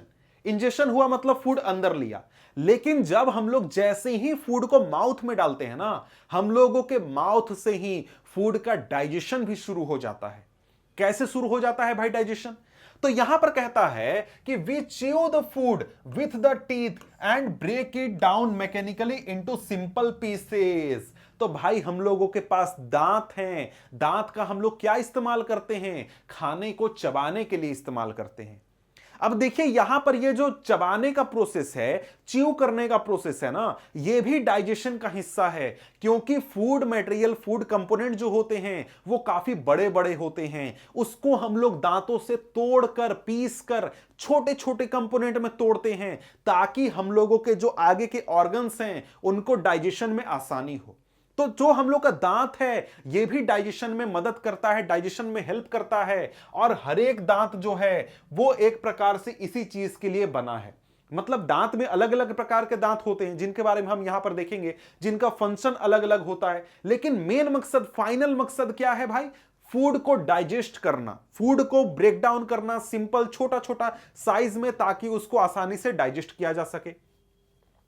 अब आगे कहता है कि each tooth is rooted in a separate socket in the gums. मतलब हम लोग का जो जबड़ा होता है इसमें अलग अलग, हर दांत का अलग अलग लोकेशन है, अलग अलग सॉकेट होता है, वहीं पे होता है। Our teeth vary in appearance and perform different functions. हमारे दांत कई प्रकार के होते हैं जिनका लुक अलग होता है, अपीयरेंस अलग होता है और उनका फंक्शन भी अलग होता है। क्लियर है? तो यहां पर उनका अलग अलग नाम भी होता है जो कि आगे मैं आपको दिखाऊंगा। अब यहां पर अगर देखें तो आगे एक्टिविटी 2.2 है। आपको कहता है कि अपने दांत को देखिए मिरर में और अपने दांतों को गिनिए और इंडेक्स फिंगर से फील करने की कोशिश कीजिए। तो आप चेक कीजिए कि आपके कितने प्रकार के दांत हैं और उसके साथ ही एप्पल को एक प्रकार से बाइट कीजिए और उससे आप चेक कीजिए कि आप एप्पल को या फिर ब्रेड को बाइट करने के लिए, कट करने के लिए, च्यू करने के लिए कौन कौन से दांतों का इस्तेमाल कर रहे हैं। ठीक है। अब यहां पर ये आपके दांतों का स्ट्रक्चर दिखाया गया है, अलग अलग जो प्रकार के दांतें हैं उनको दिखाया गया है। तो आइए इनको हम क्या कर लेते हैं, समझ लेते हैं, देख लेते हैं। यहां पर आप एक प्रकार से देख सकते हैं कि कई प्रकार के दांतें हैं। जैसे अगर आप अपने दांत को भी देखें तो आगे के जो सामने के दांत हैं इनका स्ट्रक्चर और यहां पे जो सबसे पीछे दांत है उनका स्ट्रक्चर आपको अलग अलग मिलेगा। तो सबसे आगे जो आपके 4 दांत हैं, मतलब कि 4 नीचे और 4 ऊपर, ये जो दांत है ना, इनको हम क्या कहते हैं, इंसीजर टीथ कहते हैं। किस प्रकार का, इंसीजर टीथ। ठीक है। अब इसके बाद बगल में यहां पर और यहां पर आपके 2 दांत होते हैं, एक ये वाला एक और एक यहां पर, जो कि आपको निकला हुआ हल्का सा मिलेगा, उसको हम कहते हैं कैनाइन टीथ। कौन सा टीथ, कैनाइन टीथ कहते हैं। अब इसके बाद आता है आपका प्रीमोलर टीथ। प्रीमोलर टीथ आपको 4 की संख्या में होते हैं, 2 इस तरफ और साथ में 2 इस तरफ और 4 नीचे और 4 ऊपर। मतलब ये जो दांत का सेट देख रहे हैं ये एक साइड का दिख रहा है, मतलब केवल नीचे का या फिर केवल ऊपर का। बिल्कुल ऐसा ही दांत आपके ऊपर भी होता है और बिल्कुल ऐसा ही आपका नीचे भी होता है। तो मतलब आपके शरीर में कितने दांत होते हैं, 32 दांत होते हैं। शरीर बोल रहा हूं, मतलब माउथ में कितने दांत होते हैं, 32 होते हैं। तो यहां पर गिनिए आपको 16 मिलेंगे। क्यों भाई, क्योंकि आपको एक साइड का ये केवल दांत दिखा रहा है। इंसीजर के बारे में जान लिया, कैनाइन के बारे में जान लिया, प्रीमोलर हमने देख लिया। इसके बाद आपके माउथ में मोलर टीथ होता है जिसकी संख्या 1 साइड में 3 होती है, 2 साइड में मिलाकर 6 होते हैं और ऊपर नीचे मिलाकर कितने होते हैं, 12 होते हैं। क्लियर हो गया। तो जरा सा गिनिए, 12 क्या हो गए, मोलर हो गए, और 8 क्या हो गए, प्रीमोलर हो गए। तो आपको क्या हो गए, कुल मिलाकर 12 8 20 हो गए, 20 हो गए। इसके बाद आपके 4 हो गए कैनाइन, 24, और यहां पर इंसीजर, और आपके इंसीजर हो गए 4 इंटू 2 8 हो गए, 32 टोटल दांत आपके माउथ में हो गए। अब देखिए, हो सकता है कि आप अभी बच्चे हैं, इस वजह से आपके शरीर में, आपके माउथ में अभी सभी दांत ग्रो नहीं हुए हैं। आगे चलकर जब आप देखेंगे तो धीरे धीरे जैसे जैसे आपका एज बढ़ेगा सभी दांत आ जाएंगे और एक समय आपका ऐसा आएगा जिस समय आपके माउथ में 32 टीथ होंगे। ठीक है। तो यहां पर हम लोग क्या करते हैं, आगे देखते हैं। आगे हमारे सामने क्या है, आगे कहता है कि यहां पर आपको यह चेक करना है कि कौन सा दांत आप पियर्सिंग के लिए यूज करते हैं, कौन सा टीयरिंग के लिए, कौन सा चीविंग के लिए, कौन सा ग्राइंडिंग के लिए। अब यहां पर जब आप देखिए, मान लीजिए कोई फूड आप कंज्यूम करते हैं तो फूड को आप चबाते कैसे हैं, क्या सामने वाले दांत से आप चबाते हैं क्या, जी नहीं। आप चबाने के लिए अपने साइड के पीछे वाले दांतों का इस्तेमाल करते हैं। मतलब कि जो आपका मोलर टीथ होता है ना, और साथ में आपका प्रीमोलर टीथ, इनका इस्तेमाल करते हैं आप किस चीज के लिए, चीविंग के लिए और साथ में ग्राइंडिंग के लिए। मतलब इन दोनों का इस्तेमाल आपने कहां किया, चीविंग में और साथ में ग्राइंडिंग में। अब यहां पर अगर आप देखें तो इसके बाद आपका आता है कैनाइन टीथ। कैनाइन टीथ क्या करता है, एक प्रकार से तोड़ने के लिए या फिर आपको पियर्सिंग के लिए, टीयरिंग के लिए यूज करते हैं। इसके बाद यहां पर टेबल है, टेबल 2.2, कौन कौन से दांत है ये यहां पर आपको लिखना है। इसके बाद है आपका कटिंग और बाइटिंग के लिए। तो कटिंग और बाइटिंग के लिए आप सामने वाले दांतों का इस्तेमाल करते हैं। तो कभी ऐसा हुआ है कि आपको किसी ने दांत से काट दिया है ऐसे, तो क्या वो बाइट करता है, ऐसा हो नहीं ये मैं मनाऊंगा, लेकिन मैं जब बच्चा था तो ऐसा होता था कि हम लोग जो थे एक दूसरे को ऐसे दांतों से जोर से काट देते। जब भी झगड़ा होता था, लड़ाई होता था, लड़ाई नहीं कर पाते थे तो दांतों से काट देते थे। हो सकता है कि आपके स्कूल में बच्चे हैं तो आप लोग भी थोड़ा मोड़ा फाइट करते होंगे। वैसे फाइट करना नहीं चाहिए भाई, अच्छी बात नहीं होती है, समझ गए। तो यहां पर क्या होता है, जो कटिंग बाइटिंग टीथ होता है वो आपका सामने वाला टीथ होता है। जो सामने आपके टीथ हैं जिनका नाम हमने क्या देखा, जिनका नाम हमने देखा इंसीजर। इंसीजर मतलब क्या, सामने वाले टीथ जो आपको सामने दिख रहे हैं ना, सामने बिल्कुल सामने जो होते हैं वो इंसीजर टीथ होते हैं और इसी को हम कटिंग और बाइटिंग के लिए यूज करते हैं। इसके बाद यहां पर आपका होता है कैनाइन। कैनाइन टीथ को हम लोग किस चीज के लिए यूज करते हैं, कैनाइन टीथ को हम लोग यूज करते हैं पियर्सिंग के लिए, टीयरिंग के लिए, और मोलर और प्रीमोलर को हम लोग यूज करते हैं चीविंग और ग्राइंडिंग के लिए। तो यहां पर कहता है कि जरा सा बताइए कि कटिंग और बाइटिंग के लिए नीचे के जॉ में, नीचे वाले जबड़े में कितने दांत हैं। तो आंसर क्या होगा, 4 दांत है। ऊपर वाले जबड़े में कितने दांत हैं, 4 दांत हैं। कुल मिलाकर कितने दांत हैं, 8 दांत हैं। इसके बाद पियर्सिंग और टीयरिंग के लिए हमारे माउथ में कितने दांत हैं? तो यहां पर नीचे 2 हैं और ऊपर भी 2 हैं, तो कुल मिलाकर 4 हैं। अब यहां पर चीविंग और ग्राइंडिंग के लिए कितने दांत हैं भाई? तो यहां पर अगर आप देखें तो आप लोगों के माउथ में चीविंग और ग्राइंडिंग के लिए कौन सा दांत है भाई? मोलर है और प्रीमोलर है। मोलर की संख्या 6 और प्रीमोलर की संख्या 4, तो कुल मिलाकर आपके नीचे जबड़े में 10 हैं और ऊपर जबड़े में भी 10 हैं चीविंग और ग्राइंडिंग के लिए। तो यहां पर 10, यहां पर 10, यहां पर 20, कुल मिलाकर 32 टीथ हो गए, जिनका अलग अलग वर्क है, अलग अलग फंक्शन है, अलग अलग शेप है, अलग अलग साइज है। तो हमने माउथ के बारे में एक छोटी सी चीज पढ़ ली, जो कि है हमारा टीथ, हमारे दांत, जो कि हमारे माउथ में डाइजेशन का पहला प्रोसेस शुरू करते हैं। मतलब कि जो फूड है उसको छोटे छोटे साइज में तोड़ना, ताकि उसका डाइजेशन आगे के पार्ट्स में अच्छी तरीके से हो सके। क्या माउथ के सारे वर्क यहां पर खत्म हो गए? जी नहीं, बिल्कुल नहीं। हमारे माउथ में एक ग्लैंड भी होता है जिसका नाम होता है सैलिवरी ग्लैंड। यहां पर कहता है कि our mouth has the salivary glands which secrete saliva. Saliva क्या है? एक प्रकार का डाइजेस्टिव जूस है, एक प्रकार का एंजाइम है जो कि फूड को डाइजेस्ट करने का काम करता है। अब यहां पर सलाइवा की बात करें तो सलाइवा कौन से ग्लैंड से सिक्रीट होता है? सैलिवरी ग्लैंड से। क्वेश्चन यहां से बनेगा कि भाई सैलिवरी ग्लैंड कौन सा एंजाइम सिक्रीट करता है? तो सलाइवा सिक्रीट करता है। उल्टा भी पूछ सकता है कि सलाइवा किस ग्लैंड के द्वारा सिक्रीट होता है? सैलिवरी ग्लैंड के द्वारा सिक्रीट होता है। और भी तरीके से पूछ सकता है कि भाई सैलिवरी ग्लैंड कहां लोकेटेड है? तो हमारे माउथ में या फिर बकल कैविटी में लोकेटेड होता है। अब यहां पर अगर आप देखें तो यहां पर आपको मैं जरा सा दिखाना चाहता हूं, यहां पर एक सेकेंड, यहां पर आप इसमें देख सकते हैं कि यहां पर आपका क्या है? ये माउथ है। अब ये जो माउथ है, इस माउथ में अगर आप देखेंगे तो जबड़े के बिल्कुल नीचे, जैसे मैं यहां पर दिखाऊं अपना चेहरा, तो यहां पर बिल्कुल ये जबड़ा है मेरा और इसके नीचे यहां पर सैलिवरी ग्लैंड होता है जो कि सलाइवा को सिक्रीट करता है और सलाइवा छोड़ता है। तो जब भी आप कोई अच्छा टेस्टी फूड देखते हैं और आपके मुंह में पानी आ जाता है, आपका मुंह पूरी तरीके से भीग जाता है, तो वो क्यों होता है? वो जो आपके मुंह में पानी आता है ना, वही क्या है? वही सलाइवा है। और आप देखते होंगे कि जैसे ही आप खाना खाते हैं तो आपका मुंह में काफी पानी आ जाएगा, सैलिवरी ग्लैंड से सलाइवा आ जाएगा जो कि फूड डाइजेस्ट करता है। समझ गए? आपके माउथ में भोजन आते ही फूड का डाइजेशन वो शुरू कर देता है। अब यहां पर सलाइवा किस चीज का डाइजेशन करता है? तो सलाइवा डाइजेशन करता है कार्बोहाइड्रेट का। यहां पर आप देख सकते हैं, इस तस्वीर में दिखाया गया है सैलिवरी ग्लैंड। तो यहां पर देखिए हमारा माउथ है, माउथ में यहां पर हमारे जीभ के नीचे, मतलब जबड़ा और जीभ के नीचे यहां पर होता है सैलिवरी ग्लैंड, और एक ग्लैंड ऊपर की ओर भी होता है, यहां पर मतलब ऊपर भी होता है। ठीक है, तो यहां पर क्या होगा? जैसे ही आप फूड को कंज्यूम करेंगे, दांतों ने क्या किया? फूड को छोटे छोटे टुकड़ों में तोड़ दिया। इसके बाद सैलिवरी ग्लैंड ने सलाइवा छोड़ दिया और सलाइवा जो है वो फूड का डाइजेशन शुरू करता है। फूड के किस कंपोनेंट का डाइजेशन करता है सलाइवा? तो आंसर क्या होगा? कार्बोहाइड्रेट। तो यहां पर आपसे क्वेश्चन पूछा जाएगा कि भाई अगर सलाइवा अगर हमारे माउथ में निकलता है तो वो फूड किस फूड कंपोनेंट का डाइजेशन करता है? तो भाई वो करता है कार्बोहाइड्रेट का।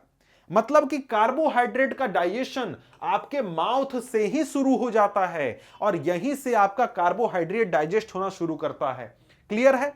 अब यहां पर अगर हम लोग देखें तो यहां पर आगे और भी चीजें हैं जो कि हमें पढ़नी है, जाननी है। तो आगे यहां पर क्या कहता है? आगे कहता है कि सलाइवा कैसे काम करता है, इसके लिए एक एक्टिविटी देखते हैं। एक्टिविटी में क्या कहता है? आप क्या कीजिए, 2 टेस्ट ट्यूब लीजिए, 2 टेस्ट ट्यूब लेकर उस पर ए और बी टेस्ट ट्यूब लिख दीजिए। ए में आप 1 चम्मच क्या लीजिए?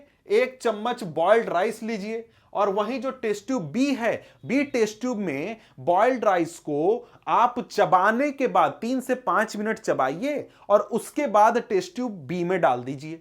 अब यहां पर आप क्या कीजिए? 3 से 4 मिलीलीटर वाटर दोनों टेस्ट ट्यूब में डालिए, जैसे कि यहां पर दिखाया गया है। अब इसके बाद क्या करिए? इसको ऑब्जर्व करिए। अब इसके बाद आपको क्या करना है? आपको चेक करना है, आयोडीन सॉल्यूशन से आयोडीन टेस्ट करना है। आयोडीन टेस्ट हमने पिछले चैप्टर में भी किया था। किस लिए किया था? यह चेक करने के लिए कि भाई स्टार्च है या नहीं है। तो जब आप यहां पर इसको चेक करेंगे तो आपको पता चलेगा कि जिस फूड को हमने चबाकर मुंह में एक ग्राइंड करके यहां पर टेस्ट ट्यूब में डाला था ना, वो फूड आपको आयोडीन टेस्ट का निगेटिव रिजल्ट देगा, आपको ब्लैक ब्लू कलर देखने को नहीं मिलेगा। क्यों नहीं मिलेगा? क्योंकि हमारे माउथ से जो सलाइवा सीक्रेट होता है वो फूड को डाइजेस्ट कर देता है, वो स्टार्च को किसी दूसरे कंपोनेंट में कन्वर्ट कर देता है, डाइजेशन कर देता है। तो यहां पर आपने जिस चावल को रखा था वो आपको क्या करेगा, स्टार्च टेस्ट में पॉजिटिव रिजल्ट शो करेगा, लेकिन यहां पर जो आपने टेस्ट ट्यूब में अपना चबाया हुआ खाना डाला था उसमें आपको निगेटिव रिजल्ट शो होगा, मतलब कलर चेंज नहीं होगा। क्यों नहीं होगा? क्योंकि स्टार्च नहीं है अब प्रेजेंट, हमारे सलाइवा ने स्टार्च को डाइजेस्ट कर दिया है, कन्वर्ट कर दिया है। समझ गए? तो यही कहता है कि the saliva breaks down the starch into sugar, sugar में कन्वर्ट कर देता है स्टार्च को, हमारा सलाइवा कन्वर्ट कर देता है। अब इसके बाद हमारे माउथ का तीसरा पार्ट है जिसके बारे में हमें पढ़ना है, और वो है हमारे माउथ का टंग, जीभ। जिस जीभ से आप लोग खाना चाटते हैं और टेस्ट करते हैं आइसक्रीम को, बहुत मजा आता है, उसी जीभ की हम यहां पर बात कर रहे हैं। अब यहां पर जीभ क्या है, टंग क्या है? Tongue is a fleshy muscular organ attached at the back of the floor of the buccal cavity. हमारे बकल कैविटी के पिछले हिस्से से कनेक्टेड एक मसल है जो कि एक प्रकार से फ्री होता है आगे में, मतलब आगे का हिस्सा हम किधर भी हिला सकते हैं, उसमें फ्री है। पीछे से कनेक्टेड, इधर बकल कैविटी के पिछले हिस्से से ये कनेक्टेड होता है। ठीक है, अब यहां पर टंग का फंक्शन क्या होता है ये हमें समझना है। मतलब आपसे अगर क्वेश्चन पूछेगा तो क्वेश्चन क्या पूछेगा, what is the function of tongue, ये आपको बताना होगा। तो यहां पर 3 फंक्शन 4 फंक्शन है जो कि आप अगर आपसे पूछे तो आप लिख सकते हैं। पहला क्या है फंक्शन? पहला फंक्शन है कि हम लोग टंग का यूज टॉकिंग में करते हैं, बातचीत करने के लिए करते हैं। दूसरा फंक्शन क्या है? दूसरा फंक्शन टंग का यह है कि यह फूड में सलाइवा को मिक्स करने का काम करता है, और साथ में चीविंग के दौरान यहां पर हमको मदद करता है, चीविंग में फूड को इधर उधर करने में मदद करता है। इसके साथ ही फूड को स्वैलो करने में मदद करता है। इसके साथ ही फूड को हम लोग टेस्ट करते हैं हमारे टंग से। तो कई सारे फंक्शन है टंग के, अगर आपसे पूछा जाए तो आप लिख सकते हैं। क्लियर है? इसके बाद कहता है कि it has taste buds that detect different taste of food. जो फूड है उसको टेस्ट करने के लिए हमारे जीभ पर टेस्ट बर्ड्स होते हैं जो कि फूड को टेस्ट करते हैं और बताते हैं कि इसका टेस्ट कैसा है। ठीक है, आगे कहता है, यहां पर जो ये जानकारियां हैं इस टॉपिक को खत्म करके मैं यहां पर डिस्कस करूंगा, तो पहले जरा सा इस टॉपिक को खत्म कर लेते हैं। We can find out the position of taste buds by the following activity. यानी कि यहां पर हमारे जीभ पर जो टेस्ट बर्ड्स हैं उनका अलग अलग पोजीशन होता है। मतलब कि मीठे चीज को टेस्ट करने के लिए अलग जगह पर टेस्ट बर्ड होता है, तीते के लिए अलग होता है, खट्टे के लिए अलग होता है। जैसे यहां पर आपको दिखाया गया है जीभ का, टंग का अलग अलग रीजन, तो यहां पर उसके लिए एक्टिविटी बताई गई है। एक्टिविटी क्या करना है? आपको सैंपल तैयार करना है शुगर सॉल्यूशन का, साल्ट सॉल्यूशन का, लेमन जूस का, या फिर आपको नीम का, इन सब चीजों का आपको टेस्ट तैयार करना है। किसी दोस्त को ऐसे जीभ निकालकर खड़ा कर दीजिए और उसके जीभ के अलग अलग हिस्से में टच कराकर टेस्ट कीजिए कि कहां पर उसको टेस्ट पता चलता है। तो इस प्रकार से देखिए हमारे जीभ में अलग अलग रीजन होता है। एक रीजन होता है जहां पर हम खट्टे चीज का टेस्ट करते हैं, एक रीजन होता है जहां पर हम मीठे चीज का टेस्ट करते हैं। अलग अलग रीजन में हम लोग अलग अलग चीजों का फूड टेस्ट करते हैं। तो यहां पर हमने क्या देखा, माउथ के बारे में एक प्रकार से हम समझ चुके हैं, और यहां पर माउथ में हमने 3 कंपोनेंट्स पढ़े। कौन कौन से? पहला हमने पढ़ा, पहला कंपोनेंट कौन सा था? पहला कंपोनेंट था हमारा टीथ, टीथ के बारे में हमने पढ़ लिया। दूसरा कंपोनेंट हमने पढ़ा सैलिवरी ग्लैंड, और तीसरा हमने पढ़ा क्या? तीसरा हमने पढ़ा टंग के बारे में। 3 पार्ट्स के बारे में हमने माउथ में पढ़ा, बकल कैविटी में पढ़ा। अब इसके बाद छोटी मोटी जानकारियां हैं, 2 पॉइंट्स हैं जो कि हम क्या कर लेते हैं, देख लेते हैं। 2 क्या? 2 ही है, हां 2 ही है, तो यहां पर इनको हम देख लेते हैं। अब यहां पर कहता है टूथ डिके के बारे में, यानी जो आपके दांत होते हैं वो सड़ते कैसे हैं, कब सड़ते हैं, ये चीज यहां पर बात किया जा रहा है। कहता है कि हमारे माउथ में हमेशा आपको बैक्टीरिया प्रेजेंट होते हैं, लेकिन ये जो बैक्टीरिया होते हैं ये हार्मफुल नहीं होते हैं, ये हमको डेंजर नहीं करते हैं, हमारे दांतों को, माउथ को नुकसान नहीं पहुंचाते हैं। लेकिन अगर हम दांतों को साफ नहीं करें और माउथ मतलब जो माउथ है खाना खाने के बाद वो गंदा रह जाए, तो ये जो बैक्टीरिया हैं ये काफी हार्मफुल हो सकते हैं, हमें नुकसान पहुंचा सकते हैं और कई दूसरे प्रकार के नए प्रकार के बैक्टीरिया यहां पर रहना शुरू कर सकते हैं। अब यहां पर क्या होता है कि जब हम कोई मीठा चीज खाते हैं तो उससे जो शुगर वगैरह हमारे माउथ में रह जाता है, उसको ये जो बैक्टीरिया होते हैं उसको ब्रेक डाउन करना शुरू करते हैं, तोड़ना शुरू करते हैं और एसिड छोड़ते हैं, एसिड बनाते हैं। मतलब ये बैक्टीरिया क्या करेंगे, हमारे माउथ में जो मीठा चीज रह गया, आपको जो मिठाई रह गया या फिर जो भी आपको शुगर रह गया, उसको डाइजेस्ट करेंगे और डाइजेस्ट करके एसिड में कन्वर्ट कर देंगे। और उस एसिड से क्या होगा, हमारा दांत, हमारा टीथ डैमेज होगा और इसी को हम क्या कहते हैं, टूथ डिके कहते हैं। अगर इस चीज को सही समय पर इलाज ना किया जाए तो हमारे दांतों में बीमारियां हो सकती हैं, हमें दांत तोड़वाना, हटाना पड़ सकता है, बहुत ज्यादा दर्द हो सकता है। इसीलिए कहा जाता है कि भाई जो चीनी मीठा वगैरह है ना, उसको थोड़ा कम खाया करो और साथ में डेली ब्रश किया करो 2 बार, सुबह भी और रात में भी। और साथ में जब भी खाना खाओ उसके बाद मुंह को अच्छे से साफ करो। समझ गए? इसीलिए कहा जाता है कि भाई ताकि आप अपने दांतों को बचाकर रख सकें। अब यहां पर एक और छोटी सी जानकारी दी गई है कि कई बार अगर हम जल्दी से हड़बड़ी में खाना खाते हैं और जल्दी में बात करने की कोशिश करते हैं या हंसने लगते हैं खाना खाते समय, उस समय आपको हिचकी आता है, आपका गला अटक जाता है, आपको पानी पीने की जरूरत होती है। तो ये चीजें क्यों होती हैं? ये चीजें इसलिए होती हैं क्योंकि जो फूड पार्टिकल है वो कई बार विंड पाइप में चला जाता है। अब ये विंड पाइप क्या चीज है भाई? विंड पाइप की अगर हम लोग बात करें तो विंड पाइप आपके गले में एक पाइप होता है जिसके थ्रू हवा आपके लंग्स तक, आपके फेफड़ों तक पहुंचती है। अब जैसे यहां पर अगर आप देखें तो इस तस्वीर में आप यहां पर देख पा रहे हैं, यहां पर आपका माउथ और जो नोज है इसका पाइप आपस में कनेक्टेड होता है।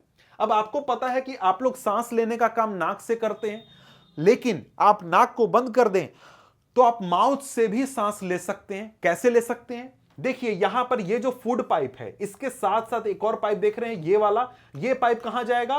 लंग्स में जाएगा।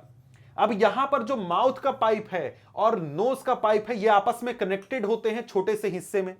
अब यहां पर क्या होता है कि जब आप खाना खाते हैं तो यहां पर एक कवर जैसा होता है, लिड जैसा, जो कि क्लोज हो जाता है और आपका माउथ कहां चला जाता है? आपका माउथ फूड पाइप में चला जाता है। लेकिन आप जब खाना नहीं खाते हैं तो आपका ये फूड पाइप वाला हिस्सा बंद रहता है और आपका कहां पर खुला हुआ रहता है? लंग्स में सारी चीजें जारी होती हैं। तो कभी भी ऐसा होता है, जैसे आप मान लीजिए अगर अभी कुछ ऐसे डाइजेस्ट कीजिए तो आपको यहां से डाइजेस्ट पार करना पड़ता है। तो वो किस हिस्से को पार किया? वो हिस्सा है आपका लिड जैसा स्ट्रक्चर होता है जो कि आपके इस हिस्से को, लंग्स वाला हिस्सा बंद कर देगा और फूड यहां पर चला जाएगा। ठीक है। लेकिन कई बार क्या होता है कि हम लोग बोलने की कोशिश करते हैं खाना खाने के दौरान, तो उस दौरान ये कवर अच्छे से क्लोज नहीं हो पाता है और फूड हमारे लंग्स में चला जाता है, पानी लंग्स में चला जाता है। उसी वजह से हमें हिचकी आ जाती है, उसी वजह से हमको गला चोक हो जाता है, गला अटक जाता है और भी कई तरीके के प्रॉब्लम्स हमें देखने को मिलते हैं। ठीक है। तो यहां पर ये सारी चीजें जो बेसिक जानकारी थी वो हमने देख ली। अब इसके बाद हमारे सामने क्या आता है? आगे हमारे सामने आता है हमारे एलिमेंट्री कैनाल का अगला पार्ट, जिसका नाम क्या है? द फूड पाइप या फिर ओसोफेगस। आइए इसके बारे में भी जरा सा हम लोग पढ़ लेते हैं। तो फूड पाइप होता क्या है ये आपको सबसे पहले जान लेना जरूरी है। अब यहां पर अगर आप देखें तो फूड पाइप का आपको तस्वीर यहां पर दिया गया है। अब ये तस्वीर में कंप्लीट पिक्चर आपको पता नहीं चल रहा है, लेकिन मैं शॉर्ट में बता दे रहा हूं कि देखिए यहां पर है आपका माउथ। ये माउथ से आपने क्या किया? फूड को अंदर लिया। फूड को अंदर लेने के बाद यहां पर जो फूड है जिस पाइप के जरिए आपके स्टमक तक पहुंचता है, यही पाइप क्या कहलाता है? एसोफेगस कहलाता है या फिर आपका फूड पाइप कहलाता है। फूड पाइप इसका नाम इसीलिए है ही क्योंकि ये फूड को स्टमक तक यानी कि हमारे एलिमेंट्री कैनाल के आगे हिस्से तक पहुंचाता है और इसका कोई स्पेसिफिक फंक्शन नहीं है। इसका मेन फंक्शन क्या है? फूड को माउथ से स्टमक तक पहुंचा देना। ठीक है। अब यहां पर देखिए तो क्या कहता है?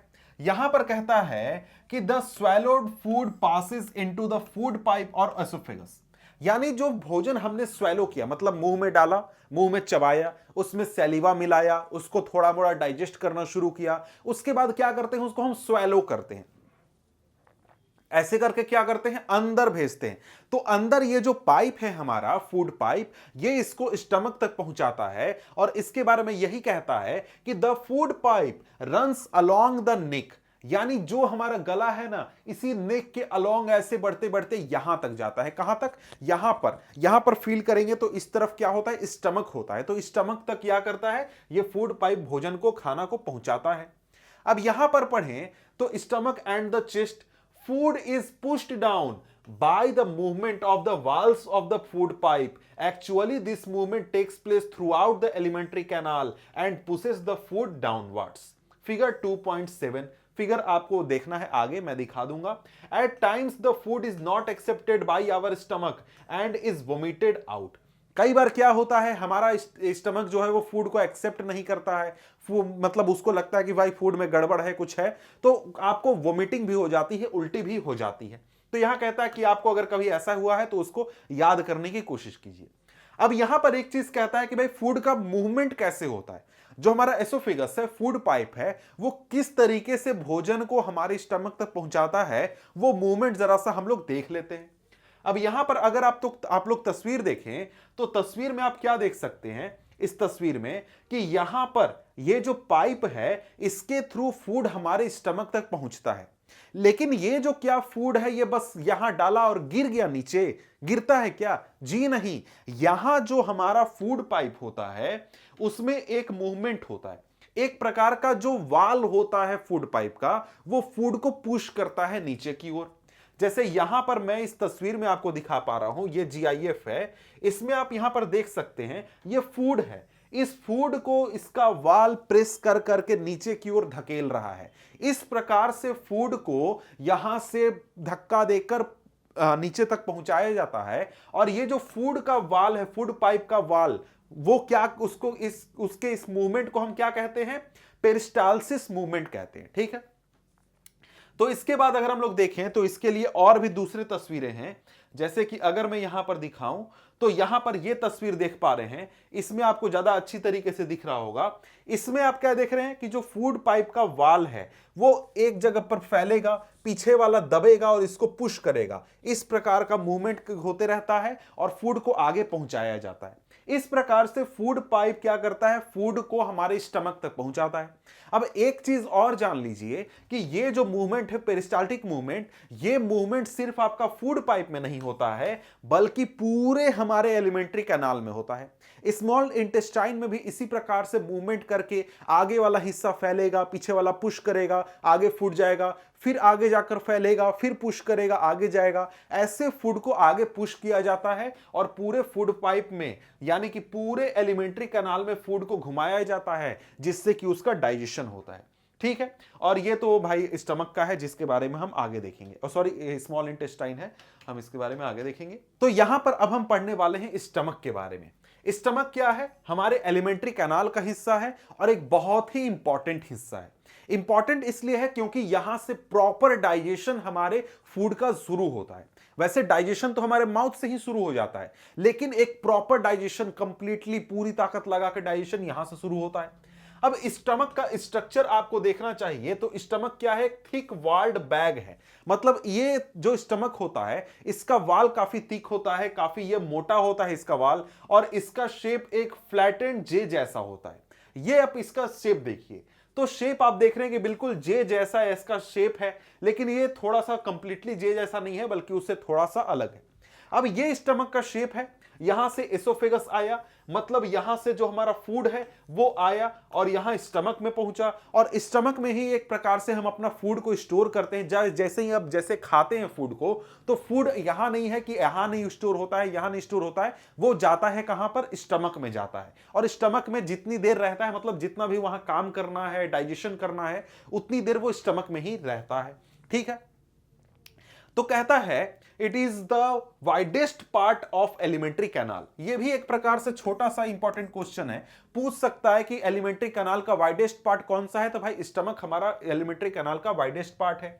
It receives food from the food pipe at one end and opens into the small intestine at the other. यानी कि जब आप फूड को खाते हैं तो फूड पाइप के बाद भोजन कहां पहुंचेगा, स्टमक में पहुंचेगा। आपने फूड खाया, माउथ में चबाया, जो करना है सलाइवा मिलाया, जो भी करना है किया, उसके बाद फूड पाइप के जरिए आप भोजन को कहां पहुंचा देते हैं, स्टमक में पहुंचा देते हैं। स्टमक में जितना भी डाइजेशन होना है वो होगा और उसके बाद फूड कहां चल जाएगा, स्मॉल इंटेस्टाइन में चल जाएगा। क्योंकि जो स्टमक है वो एक तरफ एसोफेगस से जुड़ा हुआ है, दूसरी तरफ क्या है, स्मॉल इंटेस्टाइन है। क्लियर है? तो अब यहां पर आगे हम देखते हैं कि जो स्टमक है उसमें क्या काम होता है, कैसे काम होता है, कैसे डाइजेशन वगैरह होता है, ये चीज देखते हैं। तो कहता है कि the inner lining of the stomach secretes mucus, hydrochloric acid and digestive juices. यहां पर जो हमारा स्टमक है उसका जो इंटरनल वाल है, जैसे स्टमक क्या है, एक बैग लाइक स्ट्रक्चर है, बैग लाइक स्ट्रक्चर है तो इसका कुछ इंटरनल वाल होगा। जैसे मैं यहां पर अगर आपको बनाकर दिखाने की कोशिश करूं, ये क्या है, ये ऐसे मान लीजिए कि ऐसे हम कर देते हैं, तो ये स्टमक मान लीजिए कि भाई स्टमक जैसा बिल्कुल नहीं दिख रहा है, लेकिन मान लो कि स्टमक है, इसके अंदर क्या है, ये स्टमक, तो इसका एक वाल है ना, इसका अंदर वाला हिस्सा है, ये क्या कर रहा है, जूसेस सिक्रीट कर रहा है, म्यूकस सिक्रीट कर रहा है, साथ में हाइड्रोक्लोरिक एसिड सिक्रीट कर रहा है। इसके अलावा डाइजेस्टिव जूसेस जो होते हैं उसमें कई सारे मिश्रण होते हैं, कई सारे आपके जूसेस के, जैसे कि पेप्सिन हो गया, ट्रिप्सिन हो गया, और भी कई सारे होते हैं, और ये सभी मिलकर डाइजेशन का काम करते हैं, खाना पचाने का काम करते हैं। ठीक है, अब यहां पर जो म्यूकस है उसका फंक्शन जान लीजिए कि म्यूकस का क्या फंक्शन होता है। म्यूकस जो है वो स्टमक के लाइनिंग को प्रोटेक्ट करता है। क्यों भाई, क्यों प्रोटेक्ट करता है और किससे प्रोटेक्ट करता है? उसका कारण यह है कि यहां पर अगर आप देखें तो हमारे स्टमक में एक एसिड रिलीज होता है जिसका नाम क्या है, जिसका नाम है HCl। अब ये काफी डेंजरस एसिड है। ये एसिड जो है ये हमारे स्टमक को हर्ट कर सकता है, नुकसान पहुंचा सकता है। तो इस एसिड से हमारे स्टमक को बचाने का काम कौन करता है, म्यूकस करता है। तो हमारे स्टमक के जो पूरे वाल हैं, अंदर का जो सरफेस है, उसको इस म्यूकस पूरा उसके ऊपर फैला हुआ रहता है, और जब एसिड यहां पर प्रेजेंट होता है तो वो हमारे पेट को यानी स्टमक को हर्ट नहीं करने पाता, नुकसान नहीं पहुंचाने पाता है। ठीक है, तो बोलिएगा सर ये एसिड का क्या यूज है, एसिड क्यों है हमारे पेट में, ये HCl इतना डेंजरस एसिड है, ये हमारे स्टमक में क्यों है? उसका कारण ये है कि ये हमारे डाइजेशन में हेल्प करता है। पहला तो हमारे स्टमक का मीडियम एसिडिक बना देता है, जिससे कि डाइजेस्टिव जूसेस आसानी से वहां पर काम कर पाते हैं, फूड को डाइजेस्ट करने में भी काम करता है। और डाइजेस्टिव जूसेस जो होते हैं उनका फंक्शन किस प्रकार से होता है, ये चीज आप पहले देख चुके हैं। जैसे कि उदाहरण, हमारा जो सलाइवा है वो भी क्या है, एक प्रकार का डाइजेस्टिव जूस है, और एक प्रकार का एंजाइम है जो कि फूड को डाइजेस्ट करने का काम करता है। अब यहां पर आगे देखें तो आगे यही कहता है कि जो हमारा एसिड है वो कई सारे बैक्टीरिया को मार देता है। जैसे हम लोग भोजन खाते हैं तो हो सकता है कि हमारे पेट में बैक्टीरिया भी पहुंच जाए, तो उस बैक्टीरिया को खत्म करने का भी ये एसिड काम करता है। इसके बाद आगे बढ़ें तो आगे यहां पर क्या कहता है, आगे कहता है कि makes the medium stomach acidic and helps the digestive juices to act. The digestive juices break down the proteins into simpler substances. तो आपसे अगर क्वेश्चन पूछा जाए कि हमारे डाइजेस्टिव सिस्टम में यहां पर प्रोटीन्स का डाइजेशन कहां होता है, तो ये स्टमक में होता है। वैसे एक चीज मैं बता दूं कि कार्बोहाइड्रेट का डाइजेशन माउथ से शुरू होता है, यहां पर हमारा प्रोटीन का डाइजेशन शुरू होगा, लेकिन ऐसा नहीं है कि सिर्फ और सिर्फ स्टमक में होगा, नहीं, इसके बाद जाकर आपका स्मॉल इंटेस्टाइन में भी प्रोटीन का डाइजेशन होगा और साथ में कार्बोहाइड्रेट का भी होगा, तो पूरे इलाके में होगा। लेकिन शुरू कहां से होता है, तो भाई तो प्रोटीन का यहां से शुरू होता है, स्टमक से, और हमारा जो कार्बोहाइड्रेट है, स्टार्च है, उसका डाइजेशन कहां से शुरू होता है, माउथ से शुरू होता है। क्लियर है? अब इसके बाद अगर हम लोग आगे बढ़ें तो आगे हमारे सामने आ जाता है नेक्स्ट पार्ट हमारे डाइजेस्टिव सिस्टम का, वो है स्मॉल इंटेस्टाइन। स्मॉल इंटेस्टाइन का नाम स्मॉल है तो इसका यह मतलब नहीं है कि यह छोटा सा है, नहीं, ये बहुत बड़ा है, बहुत लंबा है। कितना? ये आपका 7.5 मीटर लंबा एक आपका पाइप लाइक स्ट्रक्चर है और ये आपका हाईली कॉइल्ड स्ट्रक्चर है। कितना लंबा? 7.5 मीटर लंबा और ये हाईली कॉइल्ड है। बोलिएगा सर ये स्मॉल इंटेस्टाइन नाम क्यों है? तो एक रीजन जो मुझे अभी तक पता चला है या फिर मुझे अभी तक समझ में आया है वो ये है कि स्मॉल इंटेस्टाइन का जो विड्थ है, चौड़ाई है, वो पतला होता है, छोटा होता है। वहीं जो लार्ज इंटेस्टाइन होता है उसका विड्थ ज्यादा होता है। ये मुझे अभी तक पता चला है। अब ये सही है गलत है ये आप चेक कर सकते हैं अगर आपको इसमें इंटरेस्ट है तो। ठीक है, तो यहां पर अब देखें स्मॉल इंटेस्टाइन की बात हो रही है। स्मॉल इंटेस्टाइन का लोकेशन तो आपको वैसे पता होगा, मैंने आपको पहले ही तस्वीर में दिखा दिया है। नहीं दिखाया है तो यहां पर जरा सा देख लीजिए। तो यहां पर आपका स्मॉल इंटेस्टाइन है। कहां है भाई? तो ये आपका हो गया माउथ, ये हो गया एसोफेगस, यहां पर स्टमक हो गया। स्टमक आकर जुड़ रहा है स्मॉल इंटेस्टाइन में।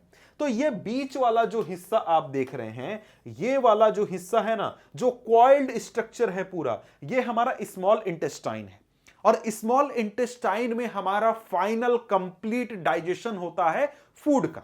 साथ में यहां पर एब्जॉर्प्शन भी होता है। क्या? एब्जॉर्प्शन। एब्जॉर्प्शन प्रोसेस हमने समझा था कि क्या होता है। अब क्या होता है, कैसे होता है, हम आगे पढ़ने वाले हैं। तो स्मॉल इंटेस्टाइन में क्या होता है? फाइनल डाइजेशन ऑफ फूड होता है, साथ में एब्जॉर्प्शन होता है न्यूट्रिएंट्स का। ठीक है, अब यहां पर आगे बढ़ें तो आगे यहां पर कहता है कि it receives secretions from liver and the pancreas. Besides its wall also secretes juices. हमने शुरू से बात किया कि जो हमारा डाइजेस्टिव सिस्टम है उसमें हमारे एलिमेंट्री कैनाल के पार्ट्स तो हैं, साथ में वहां पर ग्लैंड्स भी आते हैं। तो यहां पर जो हमारा स्मॉल इंटेस्टाइन है, स्मॉल इंटेस्टाइन में डाइजेशन कैसे होता है भाई? तो यहां पर डाइजेशन के लिए जो लिवर है और जो पैनक्रियाज है वो काम करते हैं, वो मदद करते हैं। अब यहां पर लीवर देख सकते हैं कितना बड़ा है। लीवर हमारे शरीर का सबसे बड़ा ग्लैंड है। यह भी क्वेश्चन बनता है, यह भी आप नोट कर लीजिए कि लीवर हमारे शरीर का सबसे बड़ा ग्लैंड होता है। ठीक है, अब यहां पर पैनक्रियाज है। पैनक्रियाज भी आपका स्मॉल इंटेस्टाइन से जुड़ा हुआ होता है और यह भी आपको डाइजेस्टिव जूसेस सिक्रेट करता है और कहां पहुंचाता है? स्मॉल इंटेस्टाइन में पहुंचाता है। ये दोनों मिलकर और साथ में स्मॉल इंटेस्टाइन के जो वाल होते हैं, जो उसका इंटरनल वाल होता है, वो भी कुछ जूसेस को सिक्रेट करता है और पूरे डाइजेशन में मदद करता है। तो आइए हम बारी बारी से लिवर के बारे में, पैनक्रियाज के बारे में थोड़ा सा समझते हैं, पढ़ते हैं। तो यहां पर लिवर के बारे में क्या बातें बताई गई हैं? तो कहता है कि the liver is a reddish brown gland situated in the upper part of the abdomen on the right side। ठीक है भाई, राइट साइड यहां पर है। तो यहां पर लिवर होता है। जैसे यहां पर आपको स्टमक है और यहां पर आपका लिवर होता है। ठीक है, और लिवर के बारे में कहें तो कहता है कि it is the largest gland in the body. तो क्वेश्चन मैंने बता दिया कि यह आपसे पूछा जा सकता है लार्जेस्ट ग्लैंड कौन सा है? तो भाई लिवर है। इसके बाद एक और क्वेश्चन पूछेगा कि भाई लिवर से कौन सा डाइजेस्टिव जूस सिक्रीट होता है? तो भाई बाइल जूस सिक्रीट होता है। क्या सिक्रीट होता है? बाइल जूस सिक्रीट होता है लिवर से। और ये बाइल जूस सिक्रीट होने के बाद कहां स्टोर होता है? तो हमारे लिवर के पास एक सैक लाइक स्ट्रक्चर होता है जिसको कि गॉल ब्लैडर कहते हैं, जो कि इस बाइल जूस को स्टोर करता है और धीरे धीरे कहां पहुंचाता है? स्मॉल इंटेस्टाइन में। जैसे कि यहां पर आप इस तस्वीर में देख पा रहे हैं, ये तो आपका क्या हो गया? लिवर। लिवर के पास ये ग्रीन कलर का जो सैक लाइक स्ट्रक्चर आप देख रहे हैं, ये क्या है? Gall bladder. ये क्या करता है? बाइल जूस को स्टोर करके रखता है और धीरे धीरे धीरे धीरे क्या करता है? स्मॉल इंटेस्टाइन में जब भी जरूरत हो वो पहुंचाते रहता है। ठीक है, अब यहां पर बात करता है कि भाई जो हमारा बाइल जो है, बाइल जूस, वो उसका मेन फंक्शन क्या है? मेन फंक्शन क्या है? वो फैट्स का डाइजेशन करता है। इसके अलावा और भी चीजों का डाइजेशन में वो मदद करता है। ठीक है, अब यहां पर आगे हमें पैनक्रियाज के बारे में पढ़ना है। पैनक्रियाज भी क्या है? एक डाइजेस्टिव ग्लैंड है।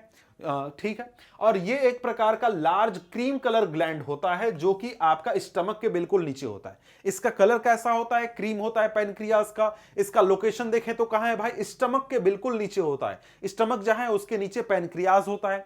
यह भी डाइजेस्टिव जूस सिक्रीट करता है जिससे कि हमारा क्या होता है? डाइजेशन में मदद मिलता है। अब यहां से जो जूस सिक्रीट होता है इसको हम लोग पैनक्रियाटिक जूस कहते हैं और ये कार्बोहाइड्रेट डाइजेशन में मदद करता है, फैट के डाइजेशन में मदद करता है, प्रोटीन के डाइजेशन में मदद करता है और उनको सिंपलर फॉर्म में कन्वर्ट करने में मदद करता है। ठीक है, अब यहां पर ये जो इंफॉर्मेशन आपको दिया गया है, ये एक प्रकार से एक्स्ट्रा इंफॉर्मेशन है कि भाई स्टमक का वर्किंग कैसे पता चला, किसको पता चला, ये सारी चीजें आप चाहें तो पढ़ सकते हैं। तो यहां पर कहता है कि the partly digested food now reaches the lower part of small intestine where the intestinal juice completes the digestion of all components of food. यानी कि जब स्मॉल इंटेस्टाइन में फूड पहुंचा, स्टमक से पहुंचा, तो वहां पर क्या हुआ, डाइजेस्टिव जूसेस आए, जैसे कि बाइल जूस आया, इसके बाद आपको पैनक्रियाटिक जूस आया, उन्होंने डाइजेशन शुरू किया, वो फूड में मिक्स हुए तो उसके बाद आगे बढ़ते गए पेरिस्टाल्टिक मूवमेंट के जरिए, और उसके बाद वो कहां पहुंचे, वो पहुंचे स्मॉल इंटेस्टाइन के निचले हिस्से में। अब इसके लिए जरा सा आपको तस्वीरें देखनी होंगी, तस्वीरें समझनी होंगी, तब आपको चीजें अच्छी तरीके से समझ में आएंगी। तो यहां पर देखिए, ये आपका क्या है, स्मॉल इंटेस्टाइन का अंदर का इलाका दिखाया जा रहा है, और यहां पर आपको पेरिस्टाल्टिक मूवमेंट हो रहा है, फूड आगे की ओर पुश हो रहा है, यहां पर लगातार ये आगे की ओर जा रहा है, और आगे जाते जाते क्या होगा, जैसे जैसे आगे जाएगा वैसे वैसे फूड का डाइजेशन होगा, वैसे वैसे फूड जो है वो पचते जाएगा। ठीक है, एक सेकेंड, ये चीजें हो गई। ठीक, तो अब हम क्या करते हैं, आगे बढ़ते हैं। तो अब यहां पर बात है कि जब फूड का कंप्लीट डाइजेशन होता है तो जो कार्बोहाइड्रेट है, जो प्रोटीन है, जो आपका फैट है, वो सभी सिंपलर सब्सटेंसेस में टूट जाते हैं, कन्वर्ट हो जाते हैं। तो यहां पर आपका बहुत ही इंपॉर्टेंट क्वेश्चन बनता है कि जब स्मॉल इंटेस्टाइन में फूड का डाइजेशन होता है तब कार्बोहाइड्रेट आपका सिंपल शुगर में कन्वर्ट हो जाता है, जैसे कि ग्लूकोज। फैट आपका फैटी एसिड और ग्लिसरॉल में कन्वर्ट हो जाता है, और प्रोटीन आपका अमीनो एसिड में कन्वर्ट हो जाता है। अब ये जो चीजें हैं ना, amino acid, glycerol, fatty acid, इसके अलावा शुगर, इन चीजों को हमारा बॉडी यूज कर सकता है, हमारा बॉडी उसको इस्तेमाल कर सकता है यहां पर मसल बनाने में, सेल को एनर्जी देने में, दौड़ने भागने में, कूदने में, और इसीलिए हमारा जो शरीर है वो डाइजेस्टिव सिस्टम का इस्तेमाल करता है कॉम्प्लेक्स मॉलिक्यूल को सिंपल मॉलिक्यूल में तोड़ने में, कन्वर्ट करने में।